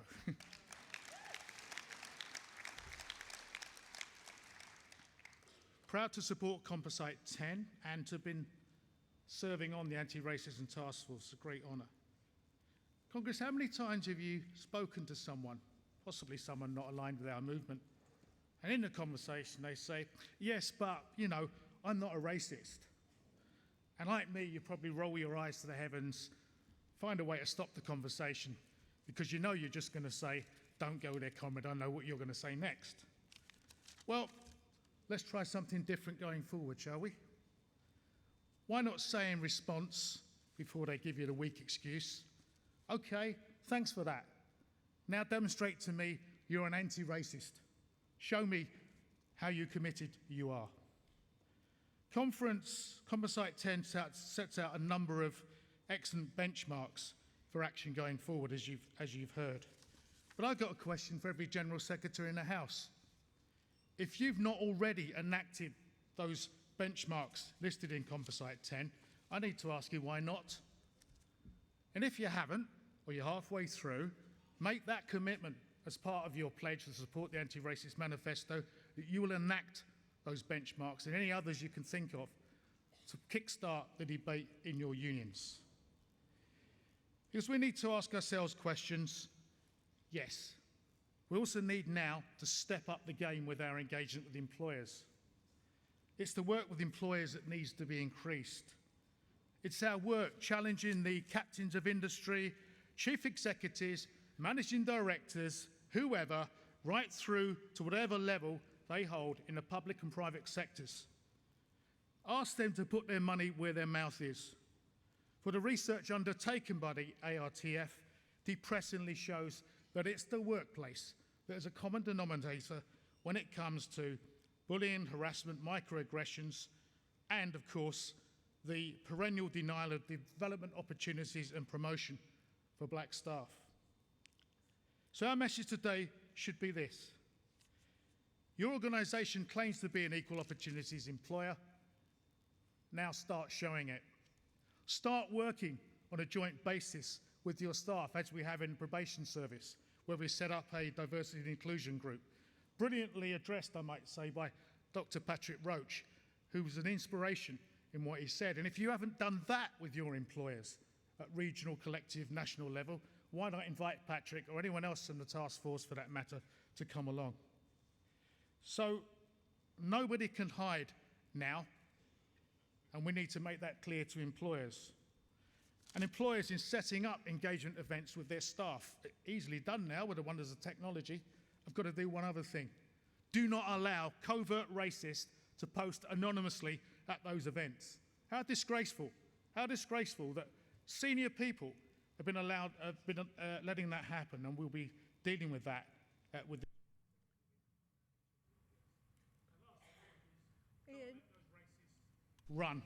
They might run, but they can't hide forever. Thank you.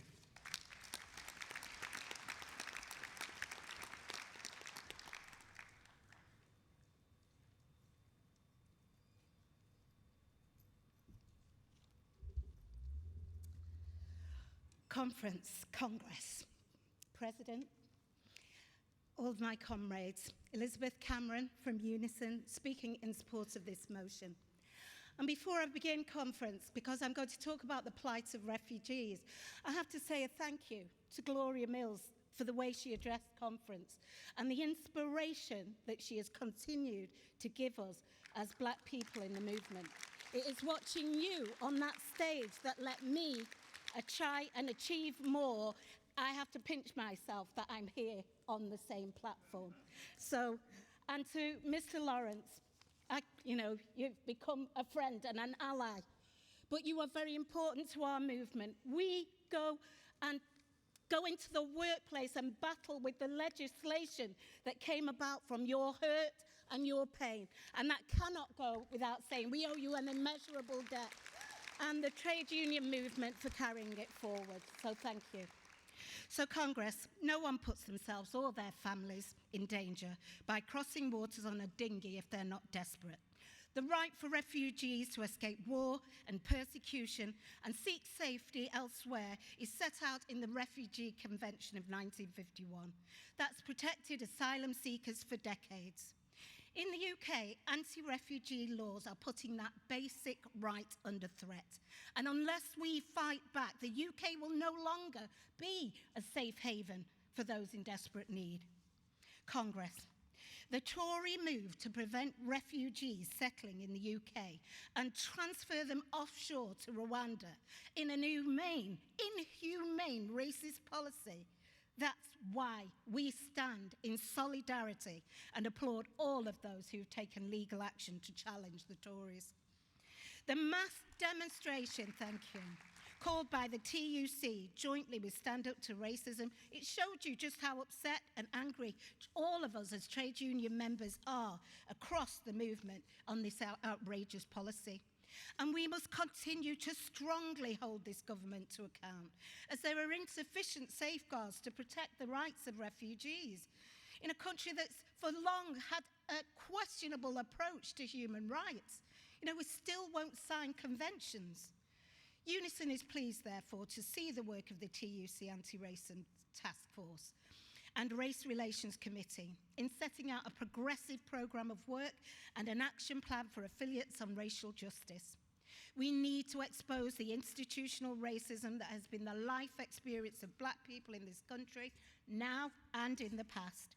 We also have the One Team Against Racism initiative in the health sector and developing your leadership skills for women and Black members that's been launched recently. We have an anti-racism charter in Unison to ensure that Unison has a clear and visible race equality policy championed by the leadership of our unions. Conference, please support. Thank you.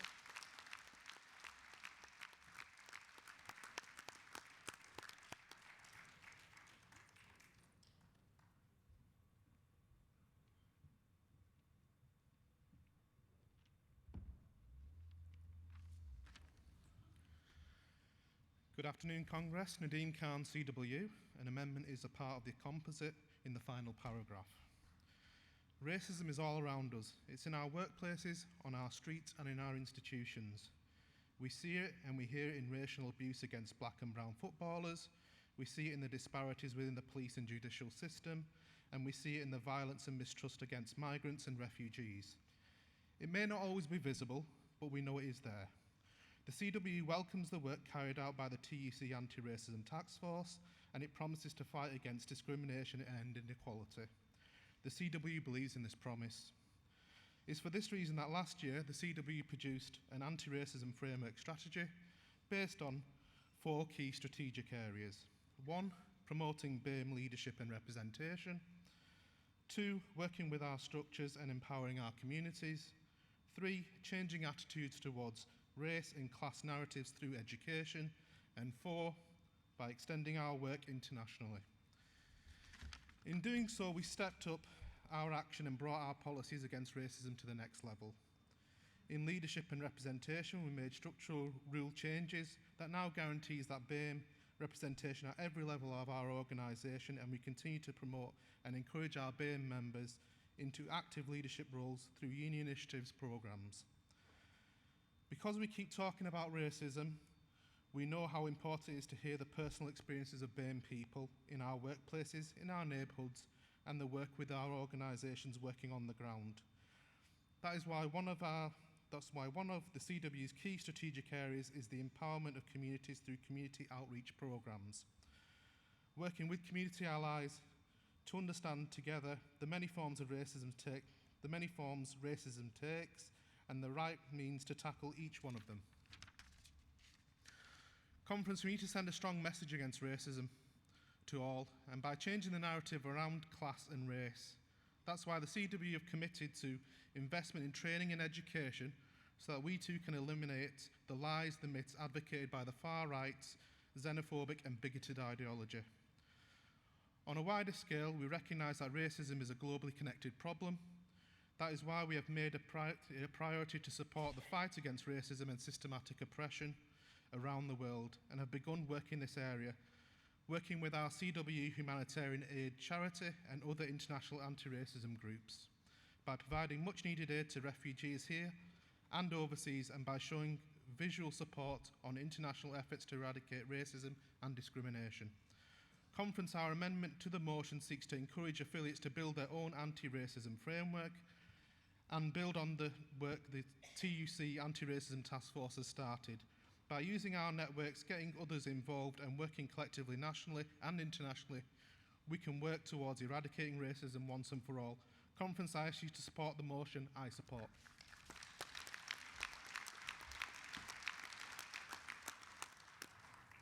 Thank you. I now call motion 35 on the ethnicity pay gap. The General Council support the motion.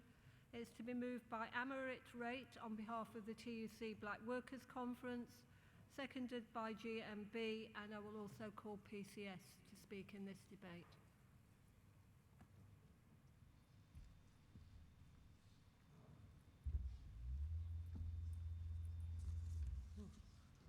Good afternoon, everyone. Good afternoon, Congress. President Amarit Rate here, Unison Vice President, moving this motion on behalf of the TUC Race Relations Committee. Congress, in the past fortnight, research by the Runnymede Trust has shown that black people in the UK are more than twice as likely to be in deep poverty as white people. This means more than twice as likely to experience food poverty, fuel poverty, or destitution. And unfortunately, Congress, this report will not come as a surprise to many in this hall. TUC Black Conference prioritised this motion to bring to Congress because black workers across our movement believe it's time for a serious conversation about racism and the ethnicity pay gap. The ethnicity pay gap is one of the major reasons for in-work poverty experienced by black workers, and this needs to become a priority campaign for the TUC and all of our unions. Unison Black Workers are committed to addressing issues on racial equality and have been campaigning hard on issues of the ethnicity pay gap over the past year.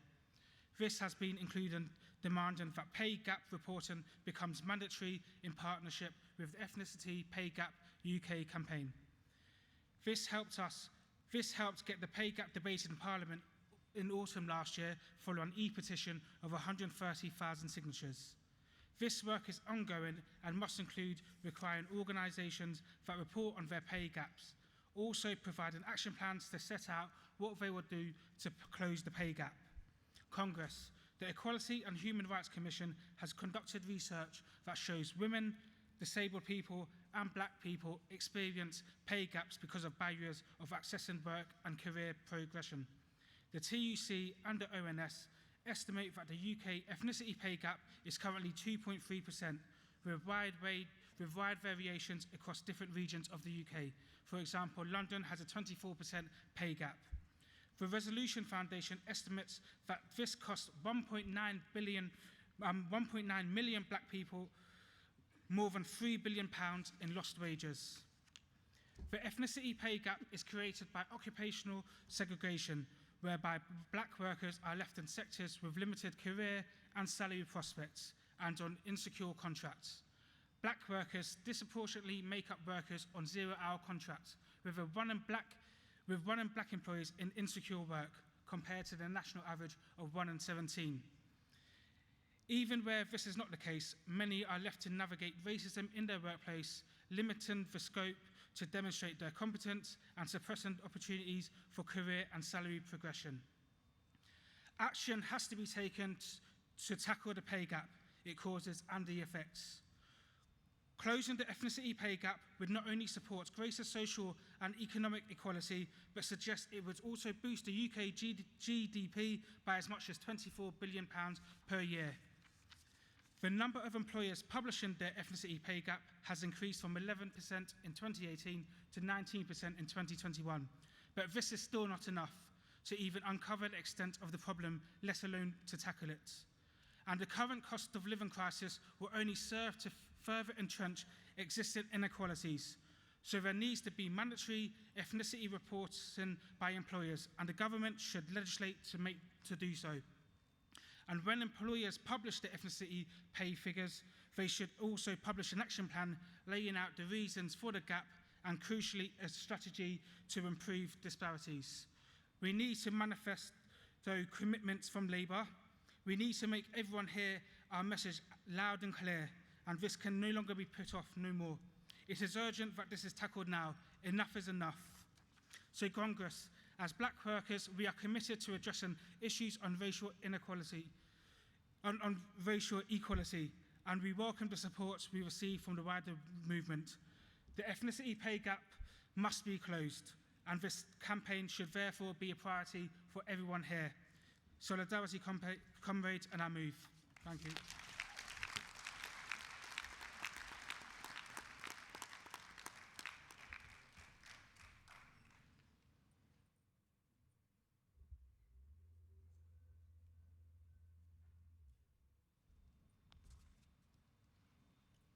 Congress President Taranjit Chana from the GMB Union, seconding motion 35 from the TUC Black Workers Conference and speaking in support of the Anti-Racism Task Force statement.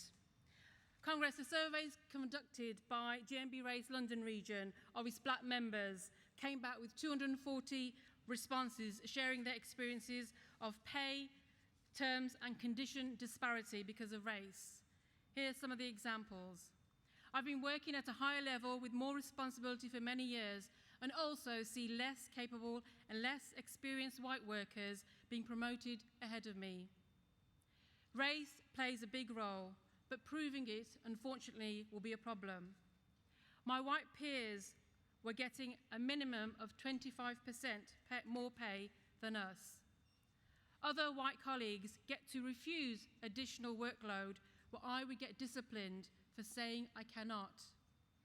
Until we break down the barriers in society, I won't be as equal as my white counterparts in terms of bonus, overtime, pension, plus other payments. Congress, these are some of the comments collated from the GMB Race Pay, Terms and Conditions Disparity Survey. We're in Black History Month, a time to reflect, celebrate and honour. Remember and honour Roy Hackett, one of the organisers of 1963 Bristol bus boycott, leading to the Race Relations Act, and also after Johal of the Indian Workers Association. This year's Black History Month is about time for change, a time for action, not words. The TUC Anti-Racism Task Force has worked tirelessly by building on the work already done for change and have taken action, ensuring race is on the agenda, even more so in our collective bargaining and negotiations. To ensure real change, we need real support from our allies too. The GMB are working on anti-racism charter, anti-racism toolkit, and race pay gap toolkit as well. Congress, I'll just end with a quote from the patron of the Anti-Racism Task Force, Neville Lawrence. who spoke earlier, who's a friend of the trade union movement and his ongoing commitment to racial injustice. The quote is, "In memory of our son, our struggles and success, now is the time to stand up for what we believe in. And when we come together, fight together, we win together." Please support motion 35 and the Anti-Racism Task Force. Solidarity.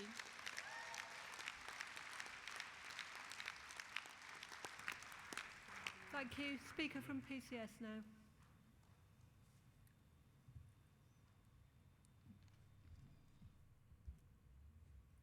Congress, President Tracy Hilton speaking on behalf of PCS. Well done to everybody who's already been up here, and I agree with absolutely everything you've said.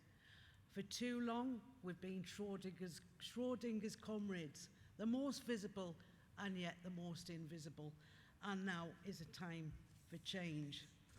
PCS is immensely proud of the work it does to tackle racism and fascism in the workplace and across wider society. PCS strongly believes the key to racial equality is real change, not words. There is too much injustice in the world for us to simply pay lip service. Our General Secretary, Mark Sawaka, was on the task force and working group that was looking at the role that unions can play as employers. We've actively worked to support black staff and now have black women in management. After the George Floyd killing and the Black Lives Matter movement, we went out and we talked with black members about what should change. They asked for more legal support, and we changed our legal support for taking discrimination cases. The cases we take are no longer limited to those that lawyers tell us have a 50% or more chance of success. We look at more than that. The change is delivering results for members, and we've won more cases as a result. We've also worked with our outsourced workers who is employed across the civil service and in the heart of Whitehall. These brave workers kept our offices open during the pandemic and made immense sacrifices. This is a predominantly black workforce, and they're treated appallingly on inferior terms to their colleagues employed in the civil service. They deserve to be safe, to be paid properly, to have job security, and not to be treated as second-class workers. The action taken by these brave members has been inspirational, but I'll finish as a descendant from the Windrush on our work on racist immigration policies. We've been using our industrial might to stand against the government's despicable racist immigration policies. This government's racist immigration policy is desperate and treating vulnerable refugees with contempt. We simply won't stand for it, and we're going to fight it with everything we've got. We fought pushback, but now Suella has a dream about people going on a flight to Rwanda. We want to give her a nightmare about those flights being cancelled and the end of this dire policy. Support this motion.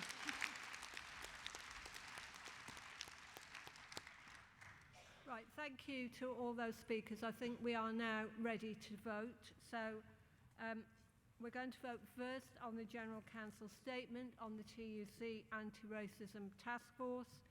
So can I see all those in favour, please?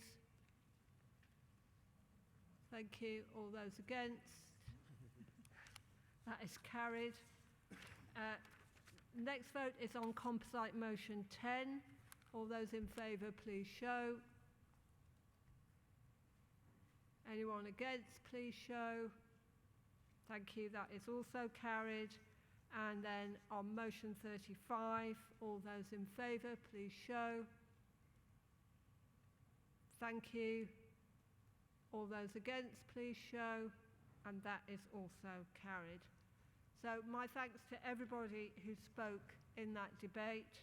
It was a really important debate. This phase of the task force's work is coming to a close now after 2 years, but our work continues, and we encourage all Union General Secretaries and Presidents to go to the TUC stand in the exhibition area to sign up to the Anti-Racism Manifesto.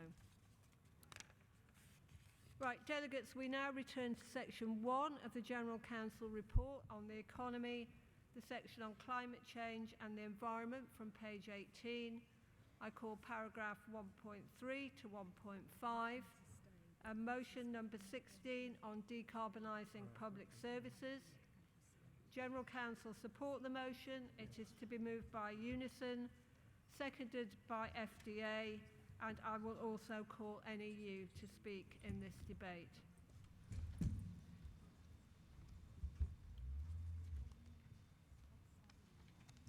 Whenever you're ready. President, Congress, Tony Wright from Unison, formally moving motion 16. Congress, let's be clear, we don't need any persuading that climate change is real, is dangerous and is destructive. We're seeing it in one form or another in the news on a daily basis. We know that there are no jobs on a dead planet. And if the transition to net zero is not just, it is workers and their families who will suffer the worst consequences. While the climate emergency has potentially devastating impacts on the planet and on all of us, recent research has once again shown that the impacts of pollution and climate change fall more heavily on the disadvantaged, both globally and here at home. Congress last year, along with almost every other union, Unison supported the UK and global trade union movement at COP26 in Glasgow. The global trade union movement had 4 clear demands. 1, raise climate ambitions with just transition policies. 2, complement inclusive climate policies that respect and promote human and labour rights. 3, provide climate finance for the global south. 4, implement funded plans that would achieve the transition to net zero economies. But as this motion highlights, the Glasgow Climate Pact, whilst welcome, fell short of what was needed to ensure that we keep the rise in global temperatures to 1.5 degrees Celsius and no more than 2 degrees Celsius above pre-industrial levels. We don't yet know what COP27 in Egypt this November will add. And sadly, there's every indication that this present Tory government is more likely to remove regulations than implement vital new ones. They have already shamelessly been cutting back on commitments made previously, even their own manifesto ones. But Congress, we believe that any UK government can only meet its just transition commitments by committing to urgent additional funding and implementing a social dialogue and partnership with the representative organisations of workers and employers. Congress, trade unions must play a central role so that workers' voices are at the table to deliver the policies and the measures that are urgently needed to ensure the transition is fair. Week on week, we're seeing the appalling impacts of this climate emergency. This is a once-in-a-generation challenge which we have to rise to. And as part of this endeavour, Congress, we have to acknowledge that decarbonising public services is key. Public services, even excluding transport, represents around 8% of the UK's direct greenhouse gas emissions. And that's before you even factor in procurement, construction, social housing, which makes it even higher, obviously. Congress, some of you may recall that last year Unison launched its groundbreaking report, Getting to Net Zero in Public Services, The Road to Decarbonisation. Based on evidence and research, the report concluded that without significant and immediate government funding, public services, still reeling from a decade of austerity, will struggle to decarbonise in time with devastating consequences. Decarbonisation in public services needs money now. The Unison report sets out that getting public services to net zero needs £140 billion of funding by 2035 for urgent government actions. Congress, in the absence of a significant capital injection of funds, public services would only be able to move slowly towards its decarbonisation targets, taking resources away from already stretched budgets with disastrous consequences. So, government needs to start funding now. They must set up a separate, significant, additional climate and decarbonisation budget, and they must set up a social partnership dialogue within trade unions on this issue immediately. Congress, I move.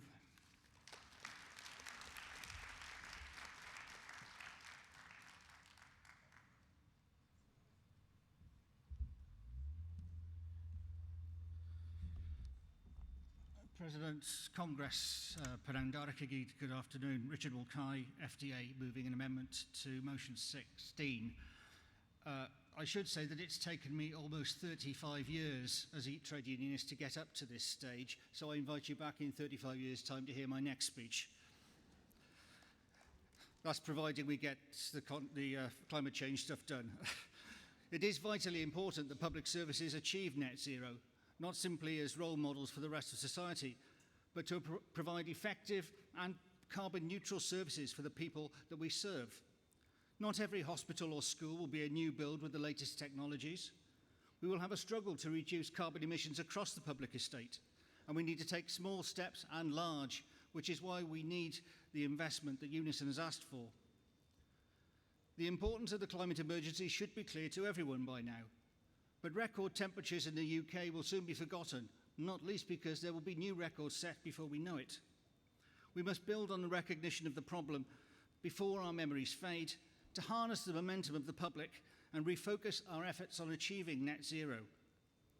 And while there's always focus on the large energy-hungry industries and transportation when we talk about net zero, we agree with Unison that the public sector has a large part to play in achieving our carbon reduction targets. The FDA represents staff from across the civil service, based across the UK and across the world. In my own country, Wales, we have a Future Generations Commissioner, whose job is to challenge the Welsh Government and the whole Welsh economy to make decisions for the future, to think about what impact our choices have, not only on the future generations of Welsh people, but on the future of the whole world. Our public sector has a long way to go. In 2019, NHS Cymru had a carbon footprint of about 1 million tonnes of CO2 equivalent. That's a huge way still to go, and that's just in one part of our public sector. FDA members work on all these areas: net zero, decarbonisation, international development and diplomacy, in partnership with colleagues in Unison and many other unions. We have staff that have worked on COP26 and staff that will work on COP27. Even while struggling to deliver more and more with less and less. In all areas of government and public sectors in the UK, we believe that delivering net zero through properly resourced, properly planned investment is vital for all our futures. So we ask for help from the General Council, on top of the work already taking place, to help activists across the trade union movement get traction on decarbonisation in their areas, to get the facility time they need to do their jobs, and to achieve meaningful public-facing investment throughout the public sector. There is a movement out there for action, for change, for rapid progress to net zero. We need to be part of that movement, and we need that movement to be part of our movement as well. Please support the motion. Diolch yn fawr.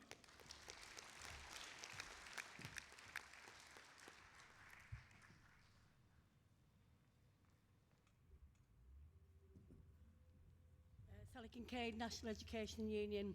It's just over 3 years since I stood exactly here with them there and these buttons here. 3 years ago when I said, let's get on the streets and join the climate change school student strike, which can I say was magnificent. But I don't know about anybody else, but I feel like it feels like 3 lifetimes ago and not 3 years.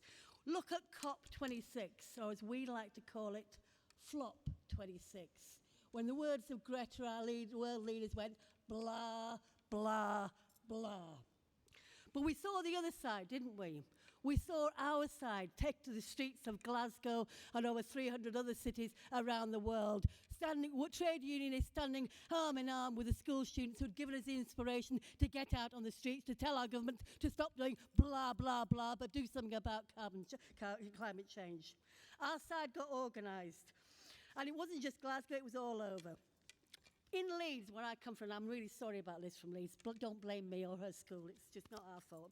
But in Leeds, I had the absolute pleasure of holding my NEU flag, stopping the traffic while the Unite Brass Band took to the streets to be cheered on by the students in Millennium Square. But we've seen over the last 3 years something else, haven't we? We've seen how how COVID has exposed all sorts of horrible things. A school is in Bradford where they opened the windows because to bring the CO2 monitors down because of and they discovered the CO2 monitors went up because of the pollution outside. We've seen schools getting at flood risks. We've also seen the heat wave, which at the end of last term, where our children were literally sweating in the classroom and not being able to speak, and that can only get worse. At the moment, we see the fuel prices gobbling up school budgets, and nearly half of schools are in floodplains. So, unlike government, and Liz from Leeds, sorry about that again, we do have a plan. The trade union movement does have a plan. There's this marvellous book, I've broken it, The Climate Change Building a Workforce for the Climate Emergency. The TUC produced an excellent report in July about retrofitting schools, and they even budgeted it. 26,000 schools costing £12 billion over the next 10 years, which would make our schools fit for purpose and climate and carbon neutral. This would create 42,000 skilled jobs. And those workers could then go and retrofit the houses. There is a plan. The TUC has a plan. But unfortunately, our government doesn't listen to us unless we fight, unless we struggle. So, as I said 3 years ago, it's time to get on the streets. And I'm going to tell you, the 12th of November, the climate change activists are out again for COP27, and I expect to see all of you there, Conference.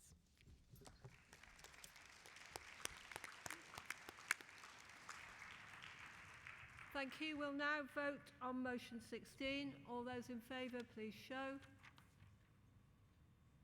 Thank you. All those against, please show. That is carried. I now call composite motion 6, defending jobs and a just transition. General Council support the composite motion. It's to be moved by Unite, seconded by Nautilus and supported by the GMB community and ASLEF.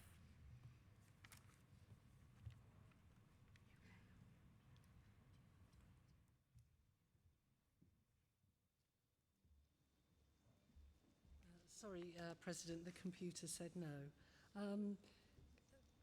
President, Conference, Gail Cartmel, Unite, Moving Composite 6. Conference, the need for action in the face of our climate emergency could not be more obvious. The energy crisis, the spiralling cost of living, catastrophic flooding around the world. The debate is no longer if net zero should be our goal, but how and in whose interest. Conference, the need for action is obvious, but so is the fact that it will not come from this government. No serious Prime Minister, and that's a novel idea really, isn't it? No serious Prime Minister would ever appoint someone like Jacobs Rees-Mogg to oversee the department responsible for net zero. Ignore the confected mannerisms. Rees-Mogg is an avowed opponent of net zero, with neither the backbone, nor the good sense, nor the politics to stand up to employers profiteering as the climate burns. Left to them, a transition, yeah, it will happen, but it will be used to destroy jobs and drive down pay to protect profits. From manufacturing to transport and the North Sea, we're already seeing what an unjust transition looks like close up. It looks like the venture capitalists of Melrose closing the GKN automotive plant in Birmingham, which, as our shop stewards proved, should have had a bright future producing crucial electric vehicle components. As Unite has exposed, an unjust transition looks like the unfettered profiteering across the economy, including in the oil and gas industries, where our members have to fight, fire and rehire and fight to win proper pay rises. But Congress, don't take my word for it.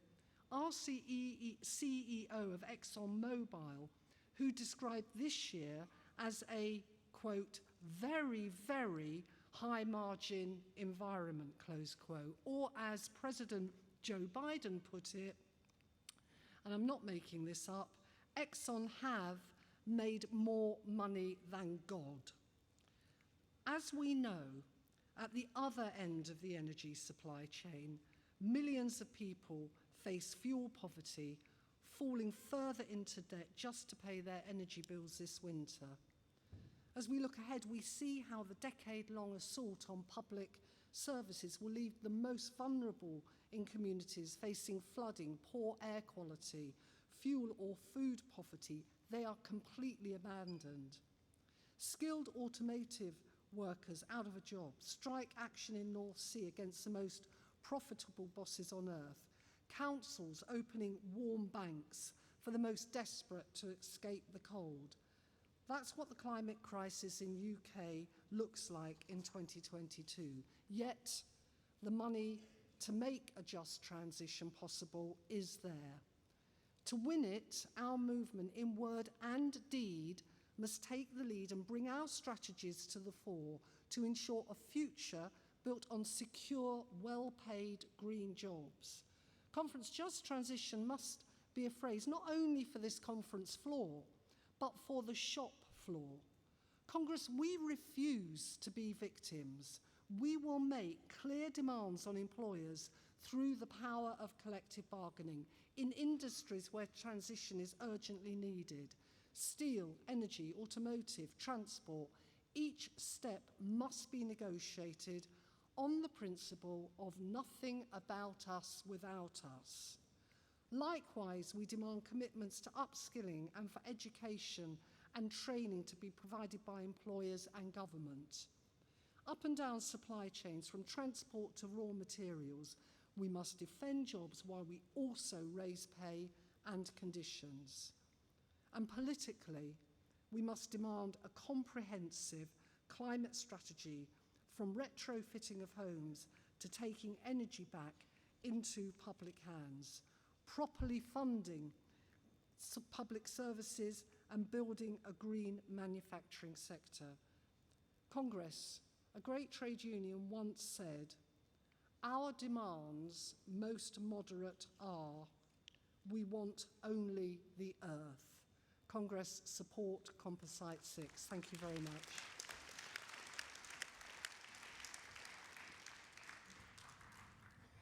Thank you. If Nautilus want to come forward now to second.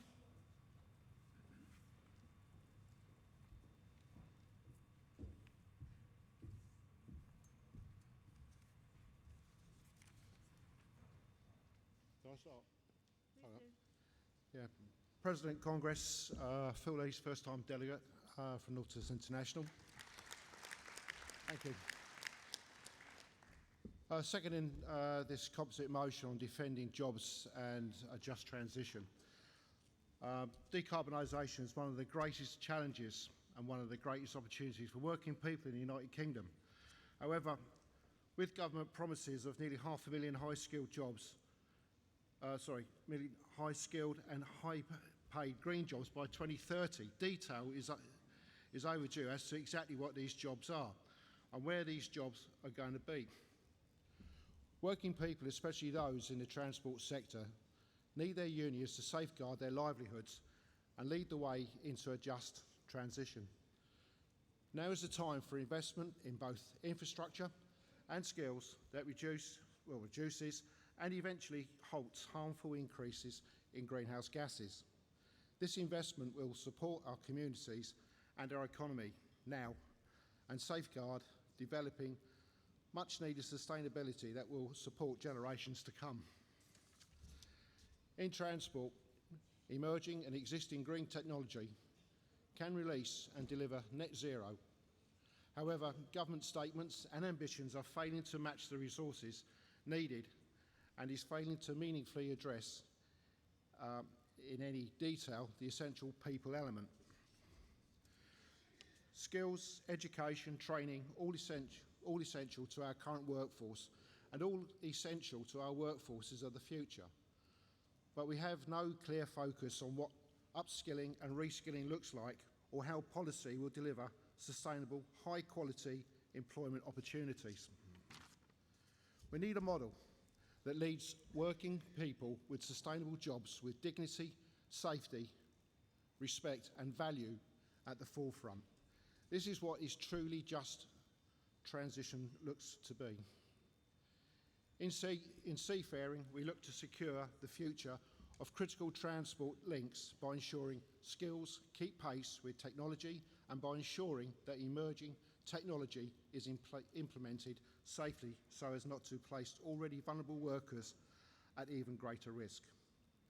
It is time for the trade union movement to lead the way into a people-first sustainable future. I urge you all, please support this motion.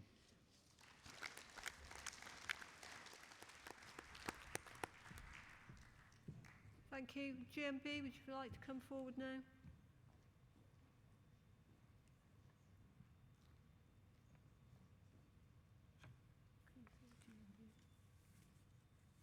No? Well, let's take community next while we're waiting for GMB.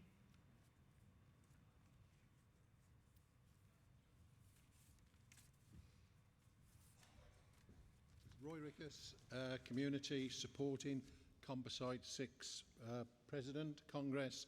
Britain needs steel. Our country's built on steel, the roads we drive on, the bridges we cross, the hospitals that heal us, and the schools that our children learn in. Steel's not just important, it's an essential and strategic foundation industry for the UK's economy. And steel jobs are good jobs, good wages, and in the very communities that need those jobs the most. But our industry is now facing a critical juncture. In the absence of government backing, we are careering towards the end of Britain's proud history of steelmaking. Both employers and government need to decide whether they want a steel industry in the UK or not. Immediate investment is needed from them to green our industry and support it to decarbonise. The UK will always need steel, and specifically primary steel, made in blast furnaces, for automotive and packaging and rail. Importing carbon-intensive steel in place of the low-carbon UK steel will not reduce overall emissions. It will simply offshore them to countries who don't play by the same rules. That is not a green steel plan or solution. We stand ready to do everything we possibly can to support the industry to decarbonise. Employers must also be ready to pay their share, and government must step up. Their continued lack of support is killing our industry, and time is running out. If they don't sort themselves out and urgently deliver for our industry, it will be our members' jobs on the line, their families, their livelihoods, and their communities impacted. It's unthinkable, and it would be unforgivable. Congress, a just transition needs to be more than just words on a piece of paper. It needs urgently to become reality. We must support workers into good, green and unionised jobs as they transition from carbon intensive to carbon neutral. We've seen the tragic consequences when people in Whitehall just do not understand what our industries mean to us. Employers come and go, governments come and go, it's our communities that remain. The spirit and strength of our steel communities and of our steel workers is second to none. We are alive and we're fighting for our future. Congress, I urge you to join our fight and support the motion. Sorry, the composite. Thank you.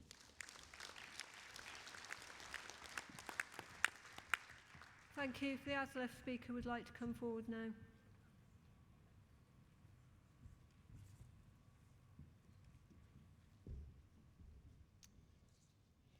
Rory McMahon, ASLEF, the Train Drivers Union, speaking in support of the motion. Congress, we are beginning to see some of the impacts of climate change with recent red weather warnings leading to both flash flooding, droughts and extreme heat. This had a severe impact on our transport system, resulting in flooded roads, flooded railway stations, warped train tracks and sagging overhead wires on the railways. Our infrastructure isn't designed for these climates. Everyone knows how hot it was in the summer, unbearable. These impacts are before we have even hit a global increase in temperature of 1.5 degrees or more on the pre-industrial levels, and are further evidence for the need for us to reach net zero at speed and ensure that infrastructure is resilient.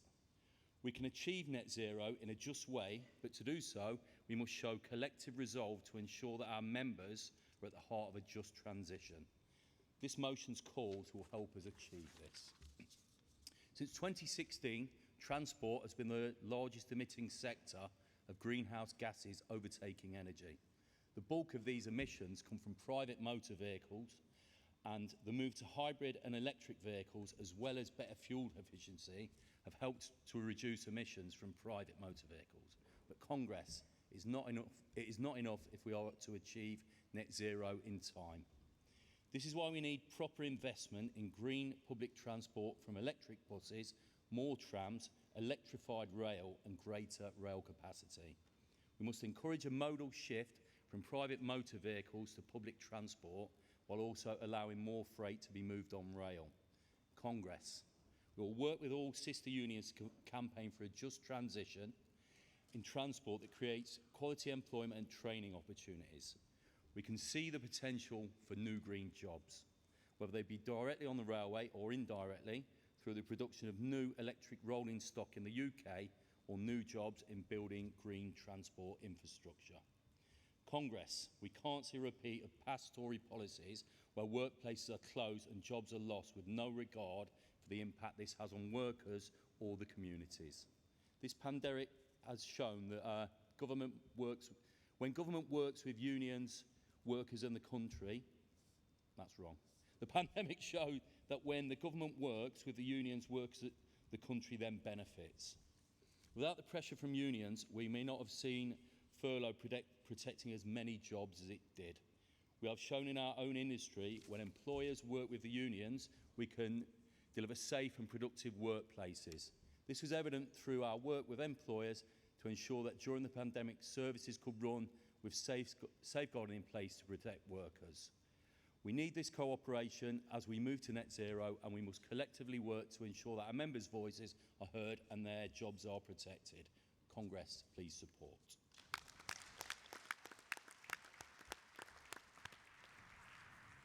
Thank you. We'll now vote on composite motion 6. Will all those in favour please show?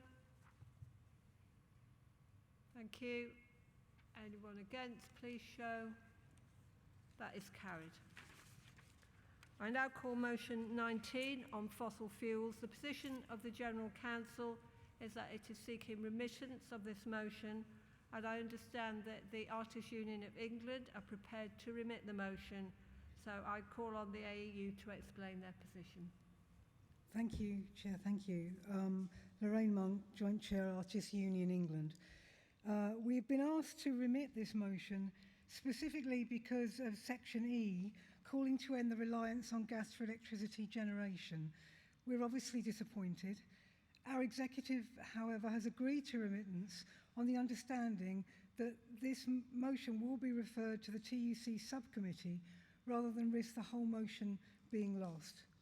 We understand the sensitivity of these issues, but it does affect everyone, including our members. Artists work in our cities and communities, often not in regulated offices or factories, working in spare rooms, maybe in kitchens, in sheds, in outhouses, in towns and cities, renting spaces in old buildings, ex-office blocks or storage facilities that have been let out. Buildings often earmarked to be redeveloped, stuck in planning blight or economic recession, places that are too cold in winter and too hot in summer. This motion was written in July this year, when the UK, particularly in the south, experienced yet another unprecedented heat wave.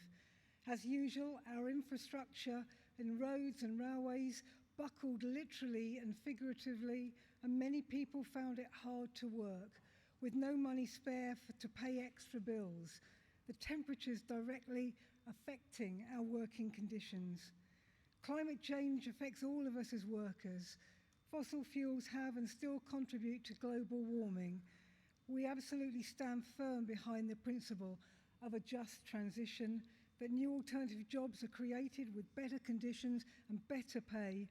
Our aim was to restate those principles that we as a union movement stand on, particularly regarding resisting the outrageous proposal to introduce fracking, and to continue to support decarbonisation and to continue to oppose expansion of North Sea oil drilling. If our motion is contentious and needs further discussion, can we urge that this be discussed as soon as possible? We need a real green economy and not Tory lies and greenwashing fantasies. We need real investment in our industries, houses that are properly built and insulated, green transport, green communities. We have no choice. Across the world, there are communities already destroyed by droughts, people dying directly because of global warming. In remitting this motion, we ask that this is treated as a matter of urgency because, as the summer heat wave demonstrated, climate change is real and here, and the planet cannot wait. Thank you.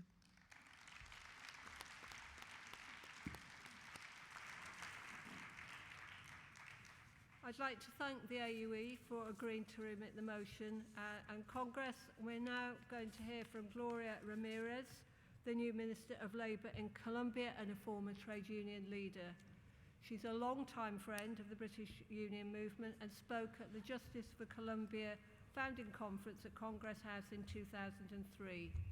Gloria is a member of the newly elected government headed by President Gustavo Petro and Vice President Francia Marquez.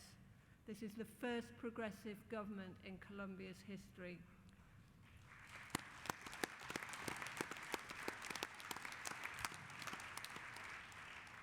In the most dangerous country to be a trade unionist, where thousands of trade unionists and other activists have been murdered, this is an enormous step forward for workers and their unions in Colombia.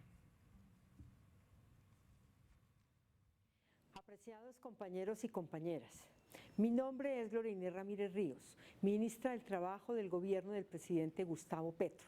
Saludo fraternalmente a la TUC británica y a sus sindicatos con motivo de su 154 Congreso anual y les deseo que sus deliberaciones y conclusiones sean plenamente exitosas.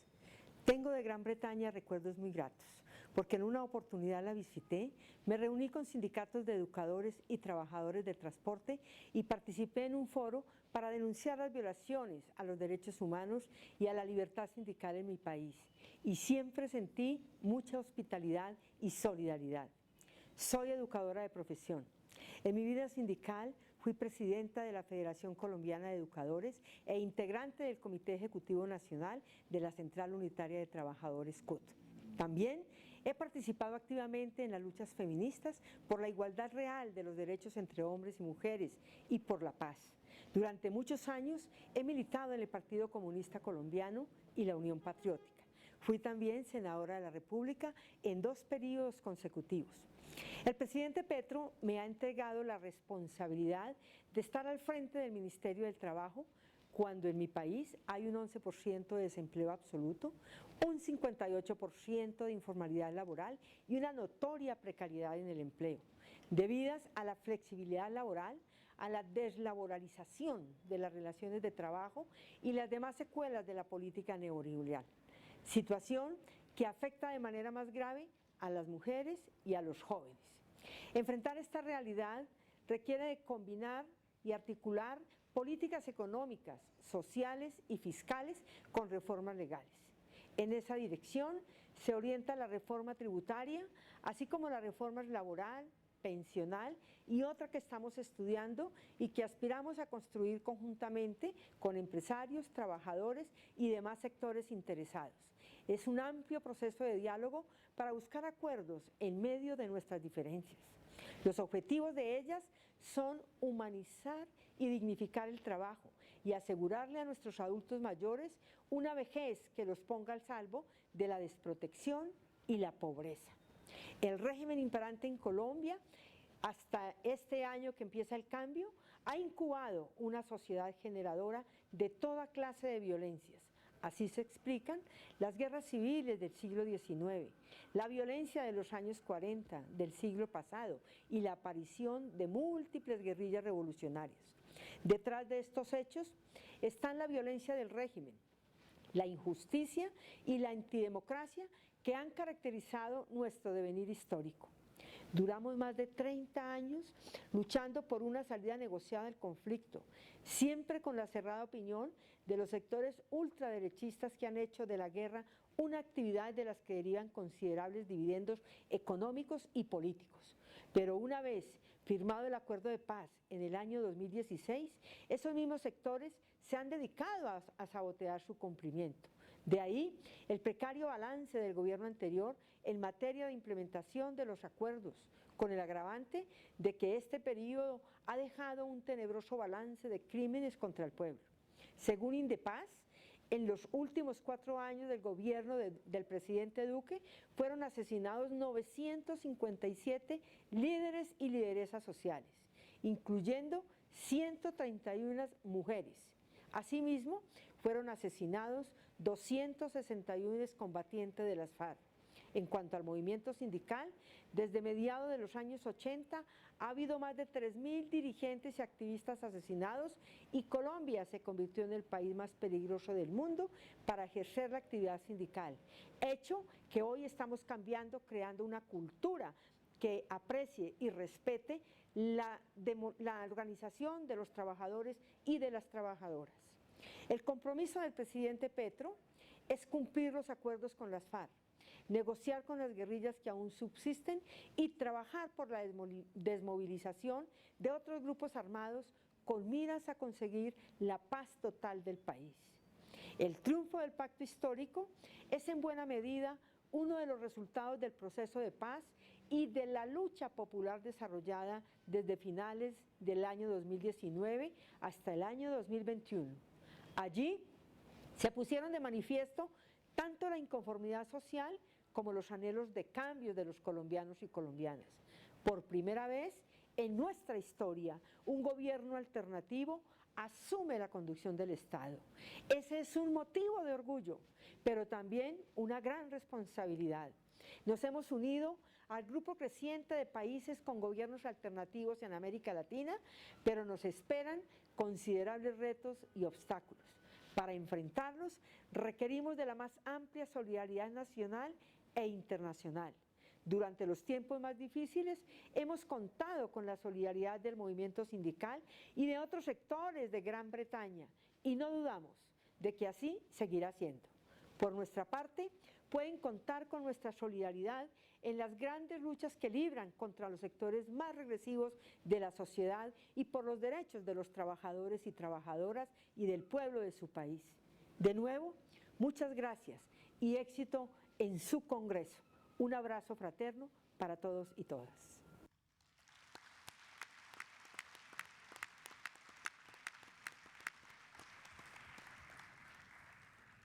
I'm sure you'll agree that was an inspiring message. We congratulate the new government again on their victory and looking forward to working with them in their commitment to labour rights, human rights and peace in Colombia.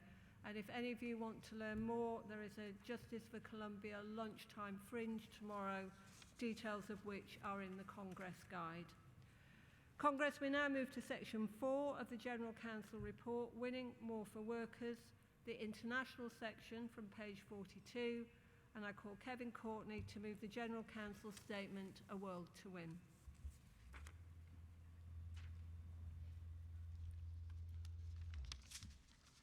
Thank you, President. I'm really proud to be the General Council's international spokesperson and proud to be moving this statement, A World to Win, which encompasses the key global challenges and our priorities for our movement. It covers the work of the TUC worldwide.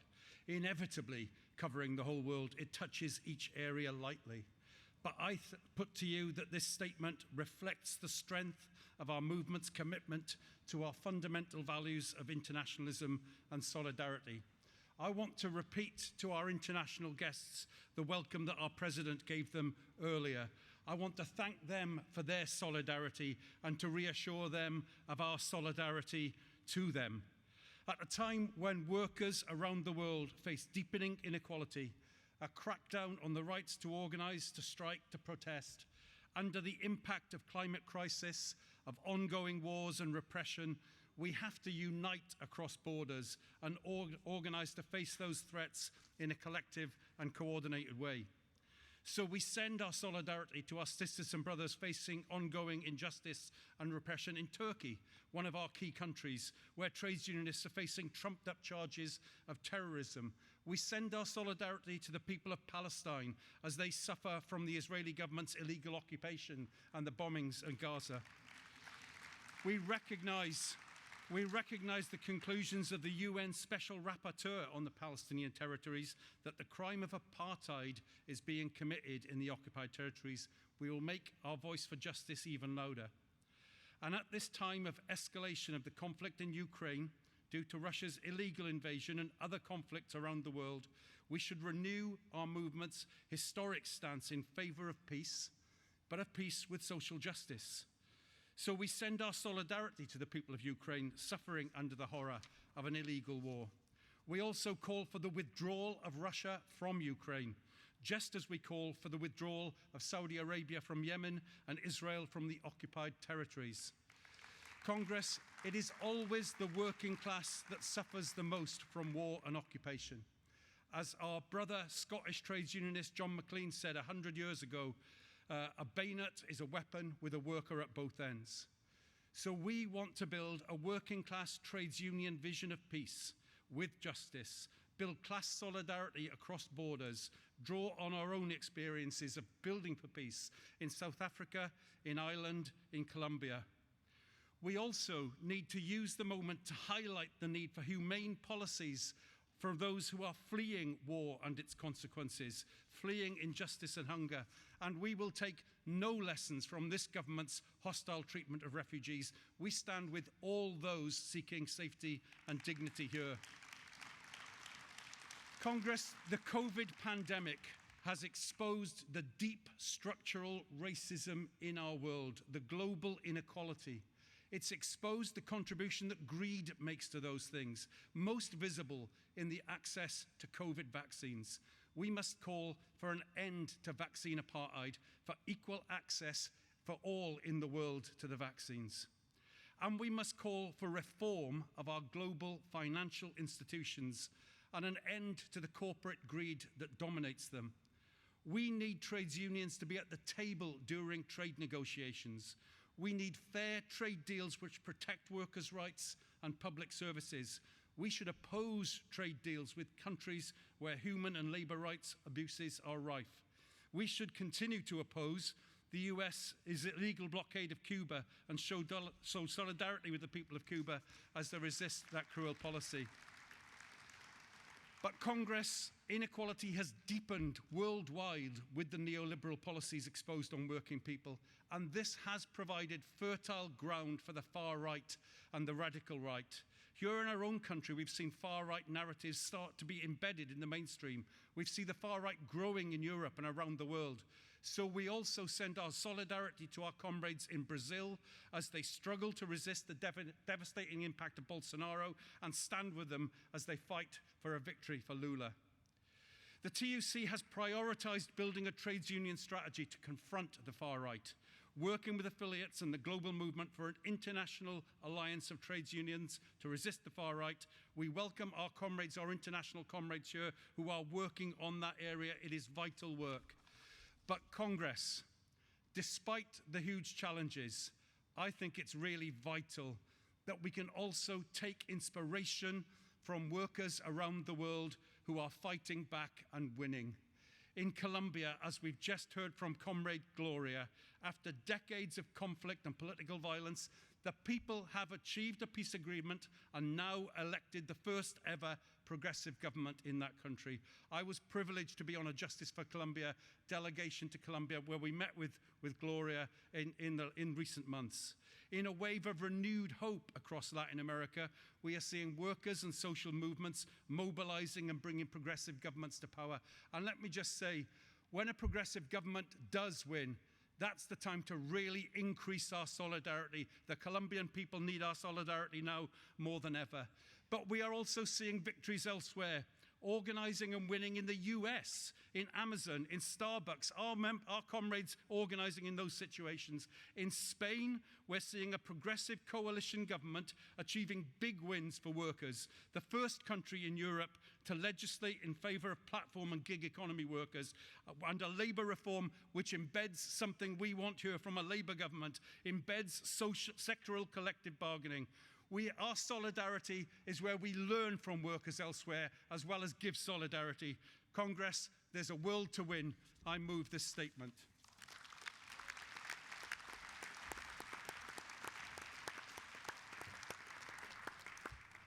Thank you, Kevin.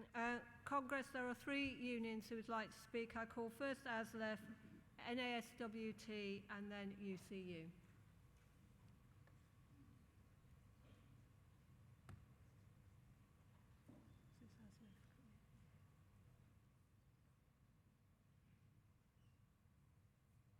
Yep.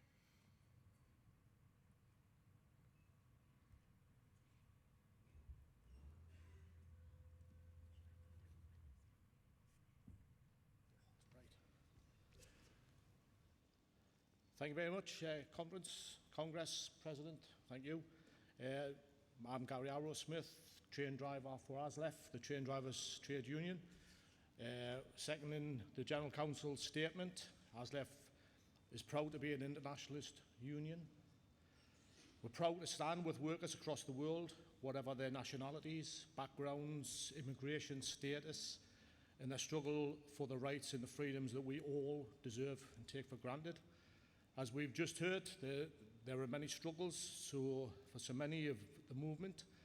Our trade union siblings, we've visited the Ukraine, terrifying conflict. There's been seen destruction of homes and infrastructure across the country. ASLEF's General Secretary and Assistant General Secretary have visited the Ukraine to meet with and bring solidarity to the Ukraine trade unionists and railway workers. We stand united with workers in the Ukraine against attacks from foreign powers and again attacks on their labour rights. We stand united with workers. I've read that part. ASLEF is also proud to stand in solidarity and add our voice to the campaigns for freedom for Öcalan and against the repressive regime in Turkey. We're proud to affiliate to the Freedom for Öcalan campaign. We're also proud to be affiliated to campaigns for the rights and the freedom in countries from Cuba to Nicaragua, and to stand with those fighting for the far right in Brazil. ASLEF has a long association with campaigns for Palestinian freedom. We stand with Palestinians who are facing human rights abuses daily under Israel's illegal occupation. It is important also to acknowledge some of the good news stories across the world, the emergence of a new era of trade unionism in the United States, including young and diverse groups of workers taking on the giants of Amazon and Starbucks, which is fantastic to see. There's also hope once again in Colombia, where the first ever progressive government has just been elected on a platform of promoting peace. ASLEF is also proud to be affiliated to the Justice for Colombia and play an active role in the organisation. While there is new hope and peace for progress, has suffered several years of neglect under the previous government, so it's vital that we continue to stand with the Colombian people in their quest. We encourage all trade unions to affiliate to the Justice for Colombia to ensure its work can continue. True peace can only be reached through dialogue, and international support is vital to help the new government to achieve this goal. Congress, I hope you join me in thanking the General Council for their commitment to international solidarity, and long may it continue. Solidarity, thank you.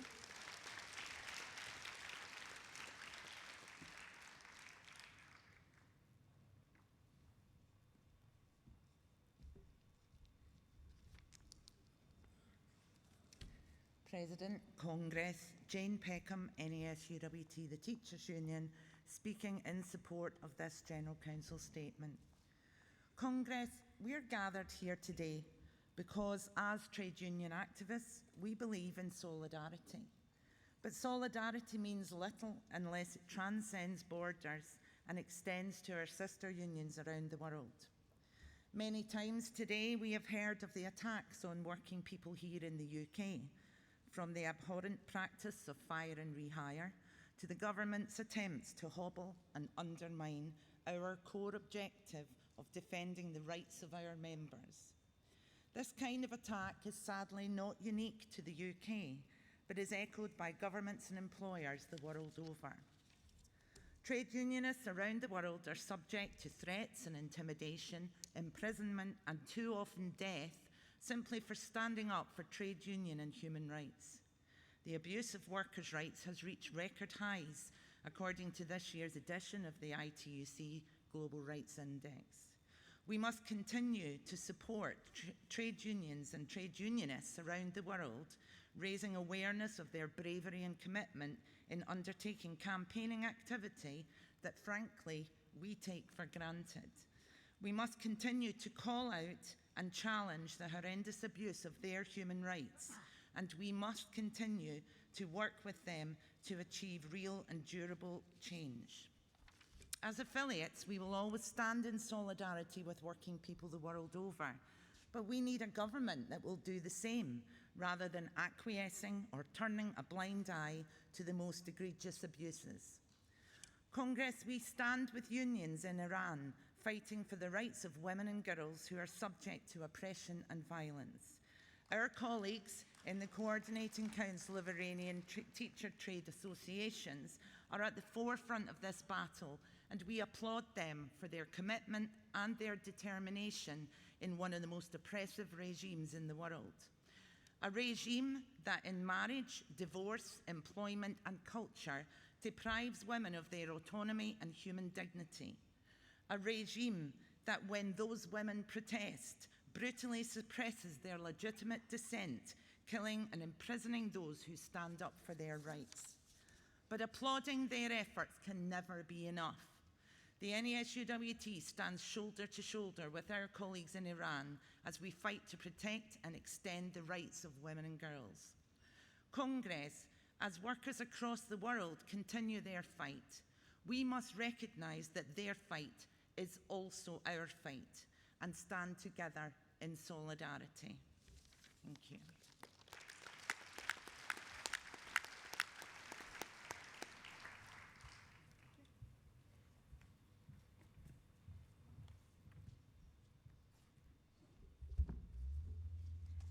Hi everyone, very much in line with the previous speaker, and this speech was actually unplanned until this morning.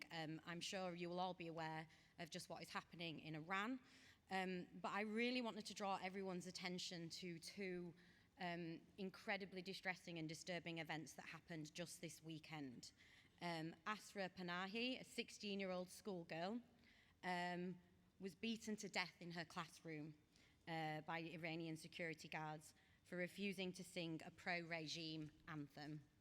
And just this morning, there has been reports that Elnaz Rakabi, who is a 33-year-old Iranian climber, has gone missing, with reports that she's had her passport confiscated since Sunday when she competed in the Asian Sport Climbing Championship and refused to wear a hijab whilst doing so. I'm sure everybody here wants to join me in calling for the immediate and unconditional release of all those who've been detained associated with this protest and all of the political prisoners, including trade unionists, as we've heard, for Iran to respect the right to protest and for women and girls to live their lives and make their own decisions as they see fit. And I'm sure we all want to see the establishment of an inquiry, whether that's led by the UN or others, to ensure that these crimes are treated as such and Iran is held to account. Thank you.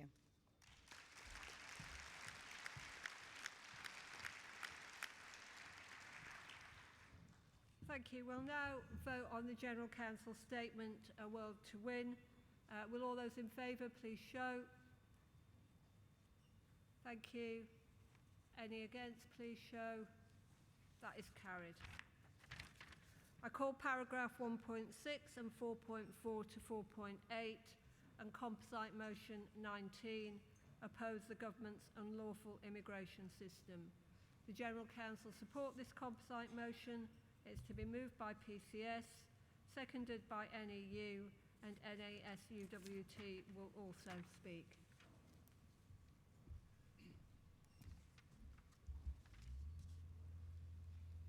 President, Congress, Mark Swatker on behalf of PCS, moving Composite 19. And in doing so, I want to publicly thank our comrades in the National Education Union who will be seconding the Composite for the work we've done together in getting to this agreed position.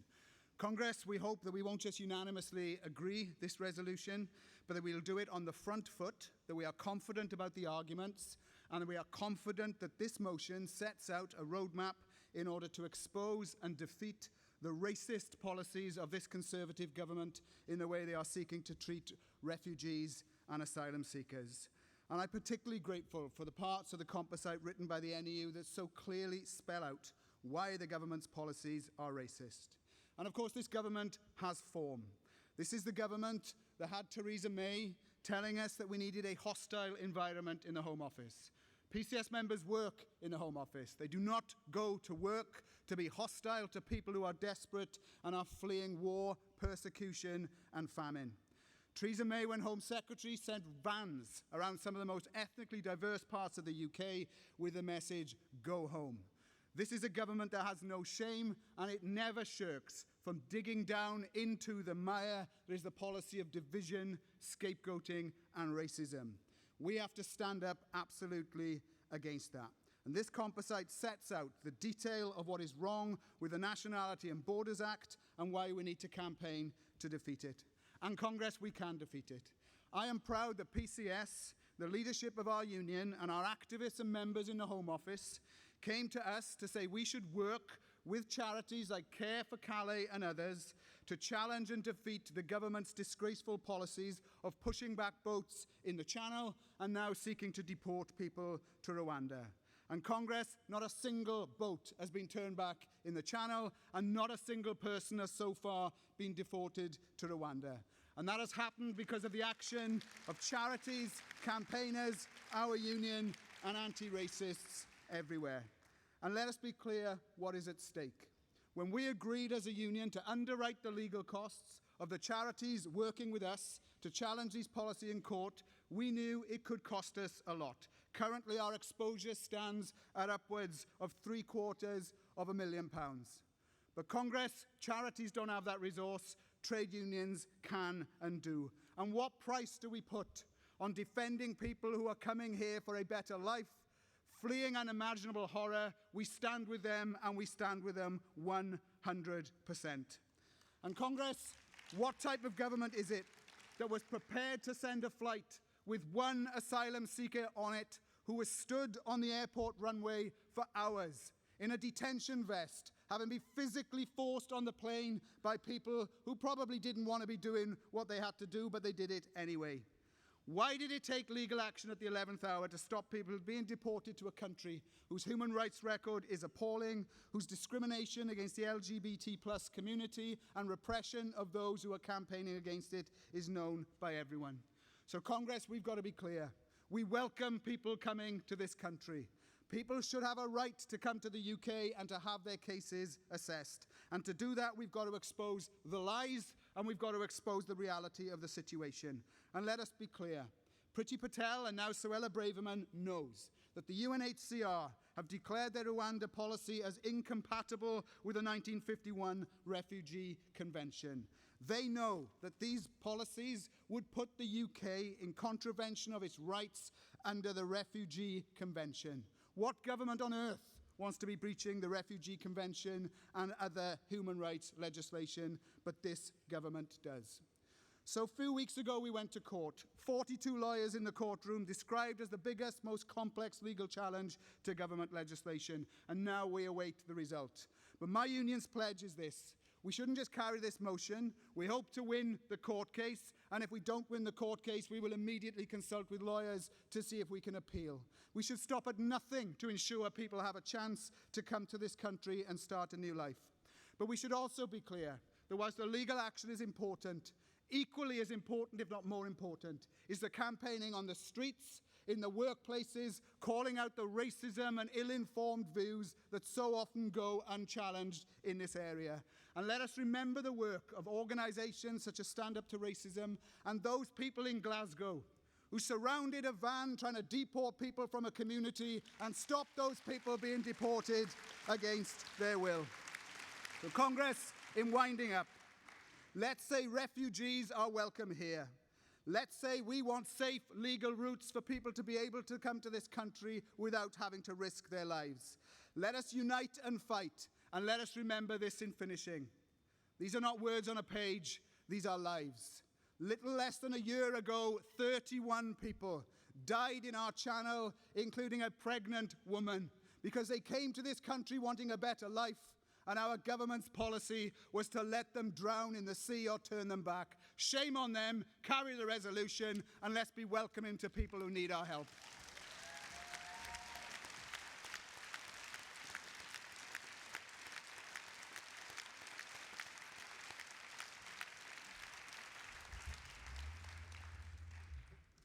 President, Congress, Emma Rose from the NEU, proud to be seconding this composite alongside the PCS and asking Congress to join us in calling out the Nationality and Borders Act for what it is, a vicious piece of legislation designed to whip up racism. Why would this government want to whip up racism, hatred of and contempt for refugees? Because they want to pin the blame for the fact that you have to wait to get a GP appointment, the fact that you can't access affordable social housing, the fact that your child's class sizes are too big, on the most vulnerable people arriving desperate in dinghies in Dover, rather than admit it's due to them and their failed programme of austerity. I think of the cartoon where a Rupert Murdoch-esque figure sits with a plate piled high with biscuits between a worker with one biscuit and an asylum seeker with none, and says to the worker, "Careful mate, that foreigner wants your cookie." There are powerful voices who have a vested interest in maintaining the status quo and keeping the gaze of the nation firmly fixed on the manufactured crisis on the Kent coastline, rather than the very real crisis of Dickensian levels of poverty that this government have pushed millions of people into. So across the trade union movement, we need to be the voices that are telling the truth. The Nationality and Borders Act has introduced a two-tier system of asylum, meaning that those arriving here via irregular means may receive, and in fact already are receiving, less protection and support. The government talk about illegal immigrants, but we need to be saying louder there's no such thing as illegal immigrants, only illegal governments. The truth is that people in desperate situations will continue to risk their lives to find safety until there's a safer option. If the government do want asylum seekers to arrive here by regular means, they need to create them. We've seen that travel visas can work for Ukrainian refugees. Ukrainians haven't had to get into small boats. They haven't had to pay people smugglers. It's time to offer the same chance to all refugees. We could stop dangerous journeys overnight. So what should our response be as a TUC? It's incumbent on us to mobilise our members to resist and organise against this legislation wherever there's an opportunity. When those 7 asylum seekers were dragged by their hair, hands and feet shackled onto the flight to Rwanda, it could have been members of our unions who were required to take them out of the detention centre, drive the buses to the airport and be prepared to fly the plane. Those workers were placed in an invidious position. Our response has to be collective, and we have to challenge it collectively. We need to be talking about this and empowering members across the trade union movement to challenge aspects of the Nationality and Borders Act that require them to undertake actions that are potentially in breach of international law and the ECHR. We need to be prepared to mount legal challenges, organised in our workplace like the PCS have done, and we need to be organising delegations to Care for Calais and ensure that we're ready to advocate on behalf of asylum seekers and refugees. Suella Braverman dreams of a flight taking asylum seekers to Rwanda. Shame on her. We dream of living in a country that welcomes asylum seekers with open arms. But let's not just dream it, let's make it a reality collectively. And Congress, let's say it loud and say it clear. Refugees are welcome here. Thank you.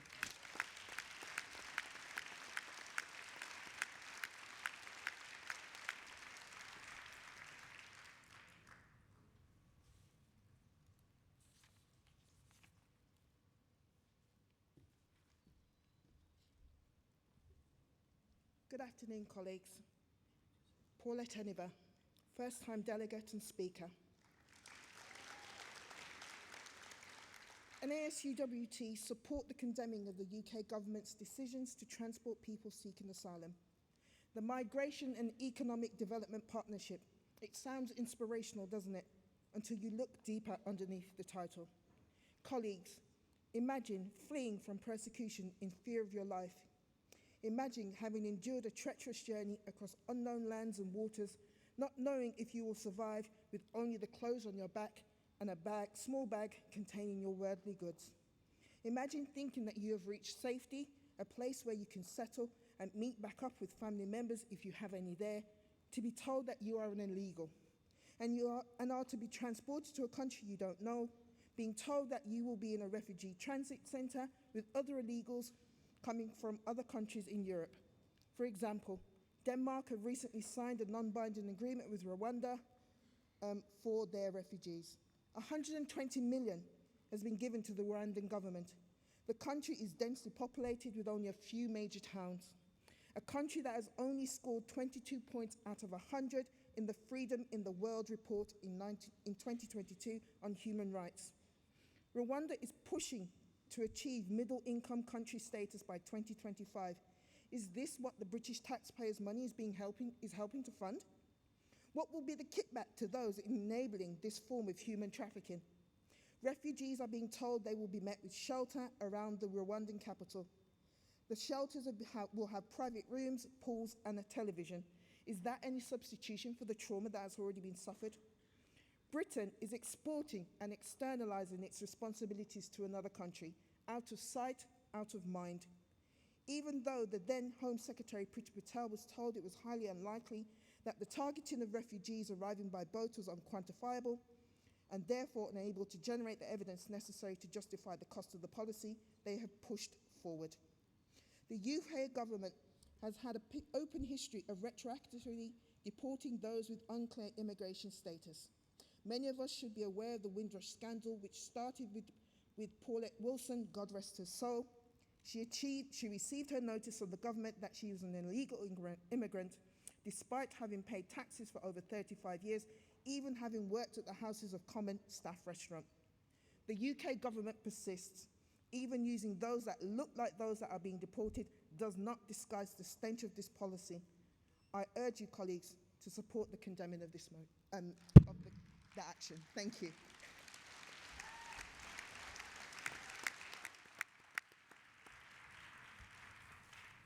Thank you. We now move to the vote on composite motion 19. Will all those in favour please show? Thank you. Any against please show. That is carried. I now call the final motion of the afternoon, motion 69, global attacks on journalism. General Counsel support the motion. It is to be moved by the NUJ and seconded by Equity.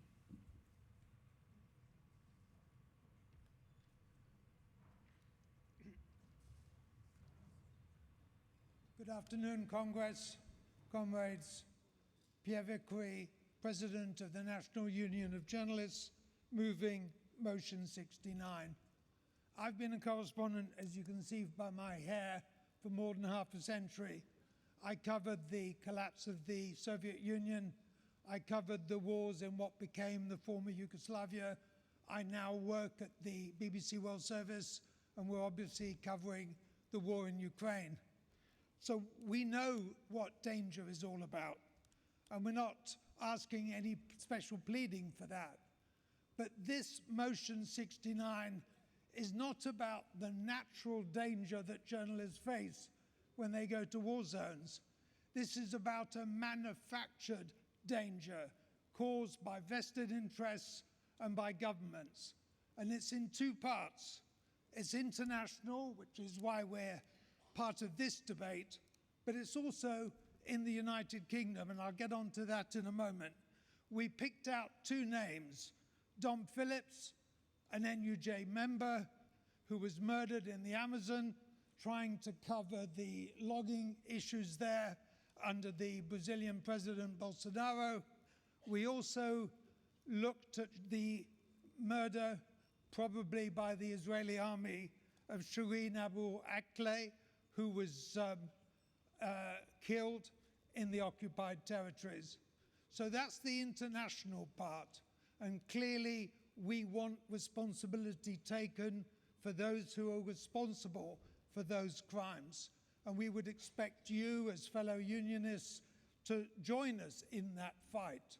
But I'd like to bring the debate back to the United Kingdom, because there's a great deal going on here that we as unionists should be fighting.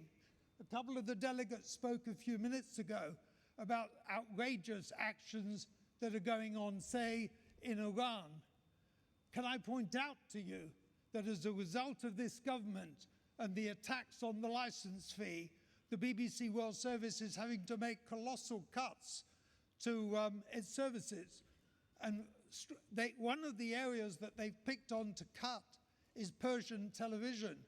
And we, in the English service of the World Service, absolutely count on those Iranian journalists to tell us what is going on when a fire breaks out in a prison in Tehran.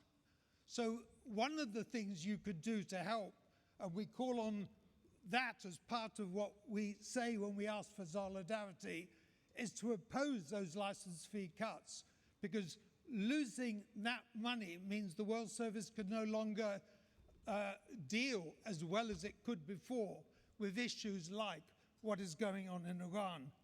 But also, we'd like you to understand perhaps better than some of you do that we are also workers.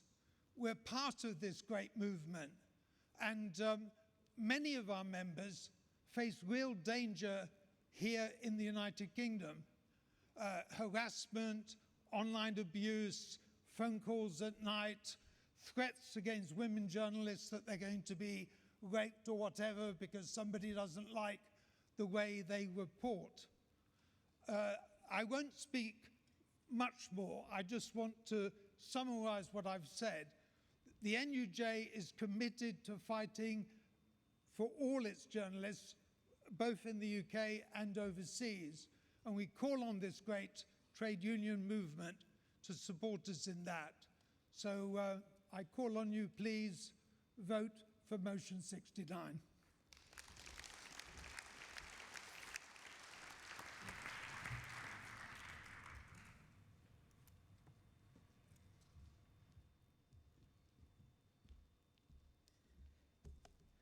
Linda Rook, Equity. Congress, I'll be quick because it's been a very long day and I understand and the bar is calling. But this is a very important motion and we are very proud to second this motion that the NUJ have put forward, because we believe that all trade unions have to express solidarity in any situation where workers are engaged with work that touches on the freedom of expression. A few years ago, I was in Budapest, Hungary, and there was a show Billy Elliot was going to be opening there. And Orban's government, and Orban in particular, didn't like the content of Billy Elliot, the LGBTQ+ side of things, and he closed it down. So Hungary never saw that show. But there are other things. Our members work in live theatre. They work in pubs and clubs and theatres. And many of our members are subjected to physical and verbal abuse, as my colleague mentioned there. And they're often women and black members. And more recently, you may have heard about drag artists who've been doing storytelling in libraries to children. And groups of the far right and pro-Nazi groups have been demonstrating outside the libraries and calling them all sorts of names and abusing them online. In fact, one member actually had their address published online and has had to move out of their home because they can't live there at the moment anymore. And people were taking their children into the library with that going on, with people shouting vile abuse at the individual who's doing the storytelling. But you'll be proud to know that here in Brighton, local activists went down to one of these events and actually challenged the pro-right groups. So what you're actually seeing is local trade union activists here in Brighton showing the world how we can reach out to the wider trade union movement. Thank you. Please support this motion.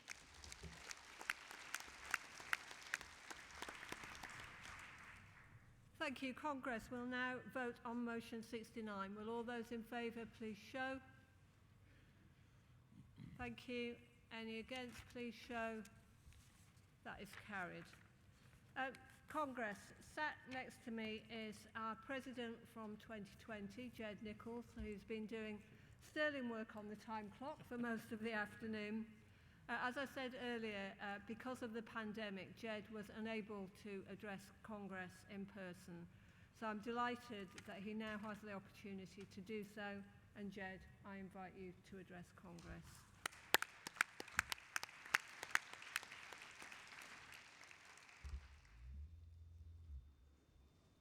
Thank you, President. I've been asked for some personal reflection, so I hope Congress, at the end of a long day, you'll indulge me for just a few minutes more. I was first elected as a union leader 30 years ago, and earlier this year I was re-elected for a seventh consecutive term. I know I don't look old enough. But when I attended this Congress for the first time, the people that I met there were my heroes. They were the giants of our movement that I'd grown up watching on television and cheering on. And at my first meeting, I had to control my urge to not get my autograph book out. Now, for younger delegates, an autograph book is a kind of selfie of its age, which your mum and dad might explain to you. After a long apprenticeship, I was elected as president of the TUC in 2019, and it was the high point of my time in the movement. But little did I know that the general election that would shortly follow would deliver a huge Conservative majority. We had Brexit to face into, and then the pandemic. It was no ordinary year, my year as president, but through it, I witnessed the trade union movement at its very best. From the key workers who kept our NHS and the rest of our country going with their selfless commitment, to the effectiveness of the leadership of the TUC, stepping up to the plate, influencing and working with government to produce the furlough scheme, which saved millions of people's jobs. Now, I've spent my working life in the banking industry, and the people I represent are not the much and rightly maligned bankers, and their issues at work are the same as everybody else's. They're worried about rising inflation, about rising energy costs, about rising mortgage payments, and they want things to change for the better too. But it was a big thing for me early in my presidency then to lead a delegation from the TUC to meet the then Governor of the Bank of England, Mark Carney, in the marbled splendour of Threadneedle Street. We went in to discuss unions' concerns about the potential impact of Brexit on the economy, on jobs and on living standards. It's almost as if we sensed that problems lay ahead. And on the way in a typical TUC fashion, I was handed a carrier bag with a gift for the Governor and told to present it to him at the end of our meeting. I had a peep in the bag and it was an Everton scarf. Thank you very much. And I thought that somebody was pulling my leg, but it turned out that the Governor is a toffee too. And it was a real surreal experience at the end of a serious and important meeting for the Governor of the Bank of England to ask Paul Novak, Mike Clancy from Prospect and me to join him for a selfie with the said scarf. Needless to say, I didn't ask for his autograph, but I always thought he was the best Bank of England governor we've had for years. These little things make great memories, and I'll just give you one more if I may. The General Council chamber at the TUC can be a daunting place for new council members, but it's also daunting for new presidents because you're so aware of all the legendary and brilliant trade union leaders who've been there over the last 150 years. And the General Council table is a huge rectangular thing, and as president you sit in the middle of it so you can't see along the sides. And around the table are all the General Council members sat in their named places according to their length of tenure on the council. It's kind of square King Arthur effort, I guess. Now, when I first chaired my first meeting, I was a bag of nerves. The General Secretary made her address, and I was looking around the room and noting the speakers who wanted to ask questions or contribute to the discussion. But you can't see the whole table because of its layout, and you're terrified of missing somebody out or, heaven forbid, getting their name wrong. Helpfully, on one side of you, you've got the former presidents, and on the other side, you've got the General Secretary and the Deputy General Secretary, and they'll whisper to you and let you know if there's somebody signalling to speak that you haven't noticed.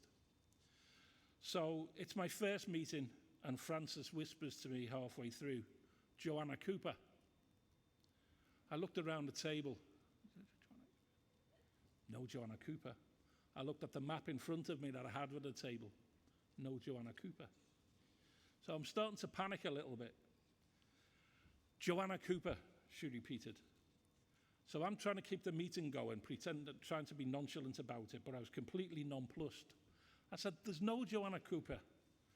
Paul leant over and said to me, "She said, 'Do you want a cuppa?'" President, thanks again for the chance to speak, and I hope that you have a great Congress. Thanks to the TUC's wonderful staff for everything you do and for making my year as President as much of a pleasure as it could be under the circumstances. I'd also like to thank everybody in Accord for supporting me for all these years. In particular, our Assistant General Secretaries, Paula Tegg and Jim Fielding. Their endless commitment and diligence allows me some time for TUC and health and safety executive commitments. I'm very grateful to them, our President Neil McGill, and to members of our Executive Council. But finally, I want to thank my fellow General Council members, you delegates, and you union members everywhere for your commitment to making things better for working people in our country. Up the workers.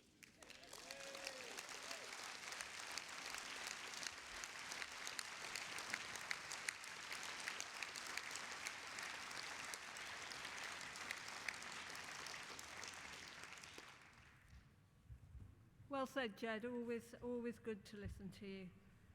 Congress, that completes our business for the afternoon. Just before you disappear, can I remind delegates there are various meetings taking place this evening, including the welcome reception immediately after Congress in the main entrance on the ground floor of the conference centre. And at the reception, we'll be presenting gold badges to our winners from 2020 and 2021. There will also be fringe meetings. Details of the meetings are displayed on the screens and also can be found on pages 11 and 12 in the Congress Guide. So, Congress is now adjourned until 9:30 tomorrow morning. Have a good evening. President.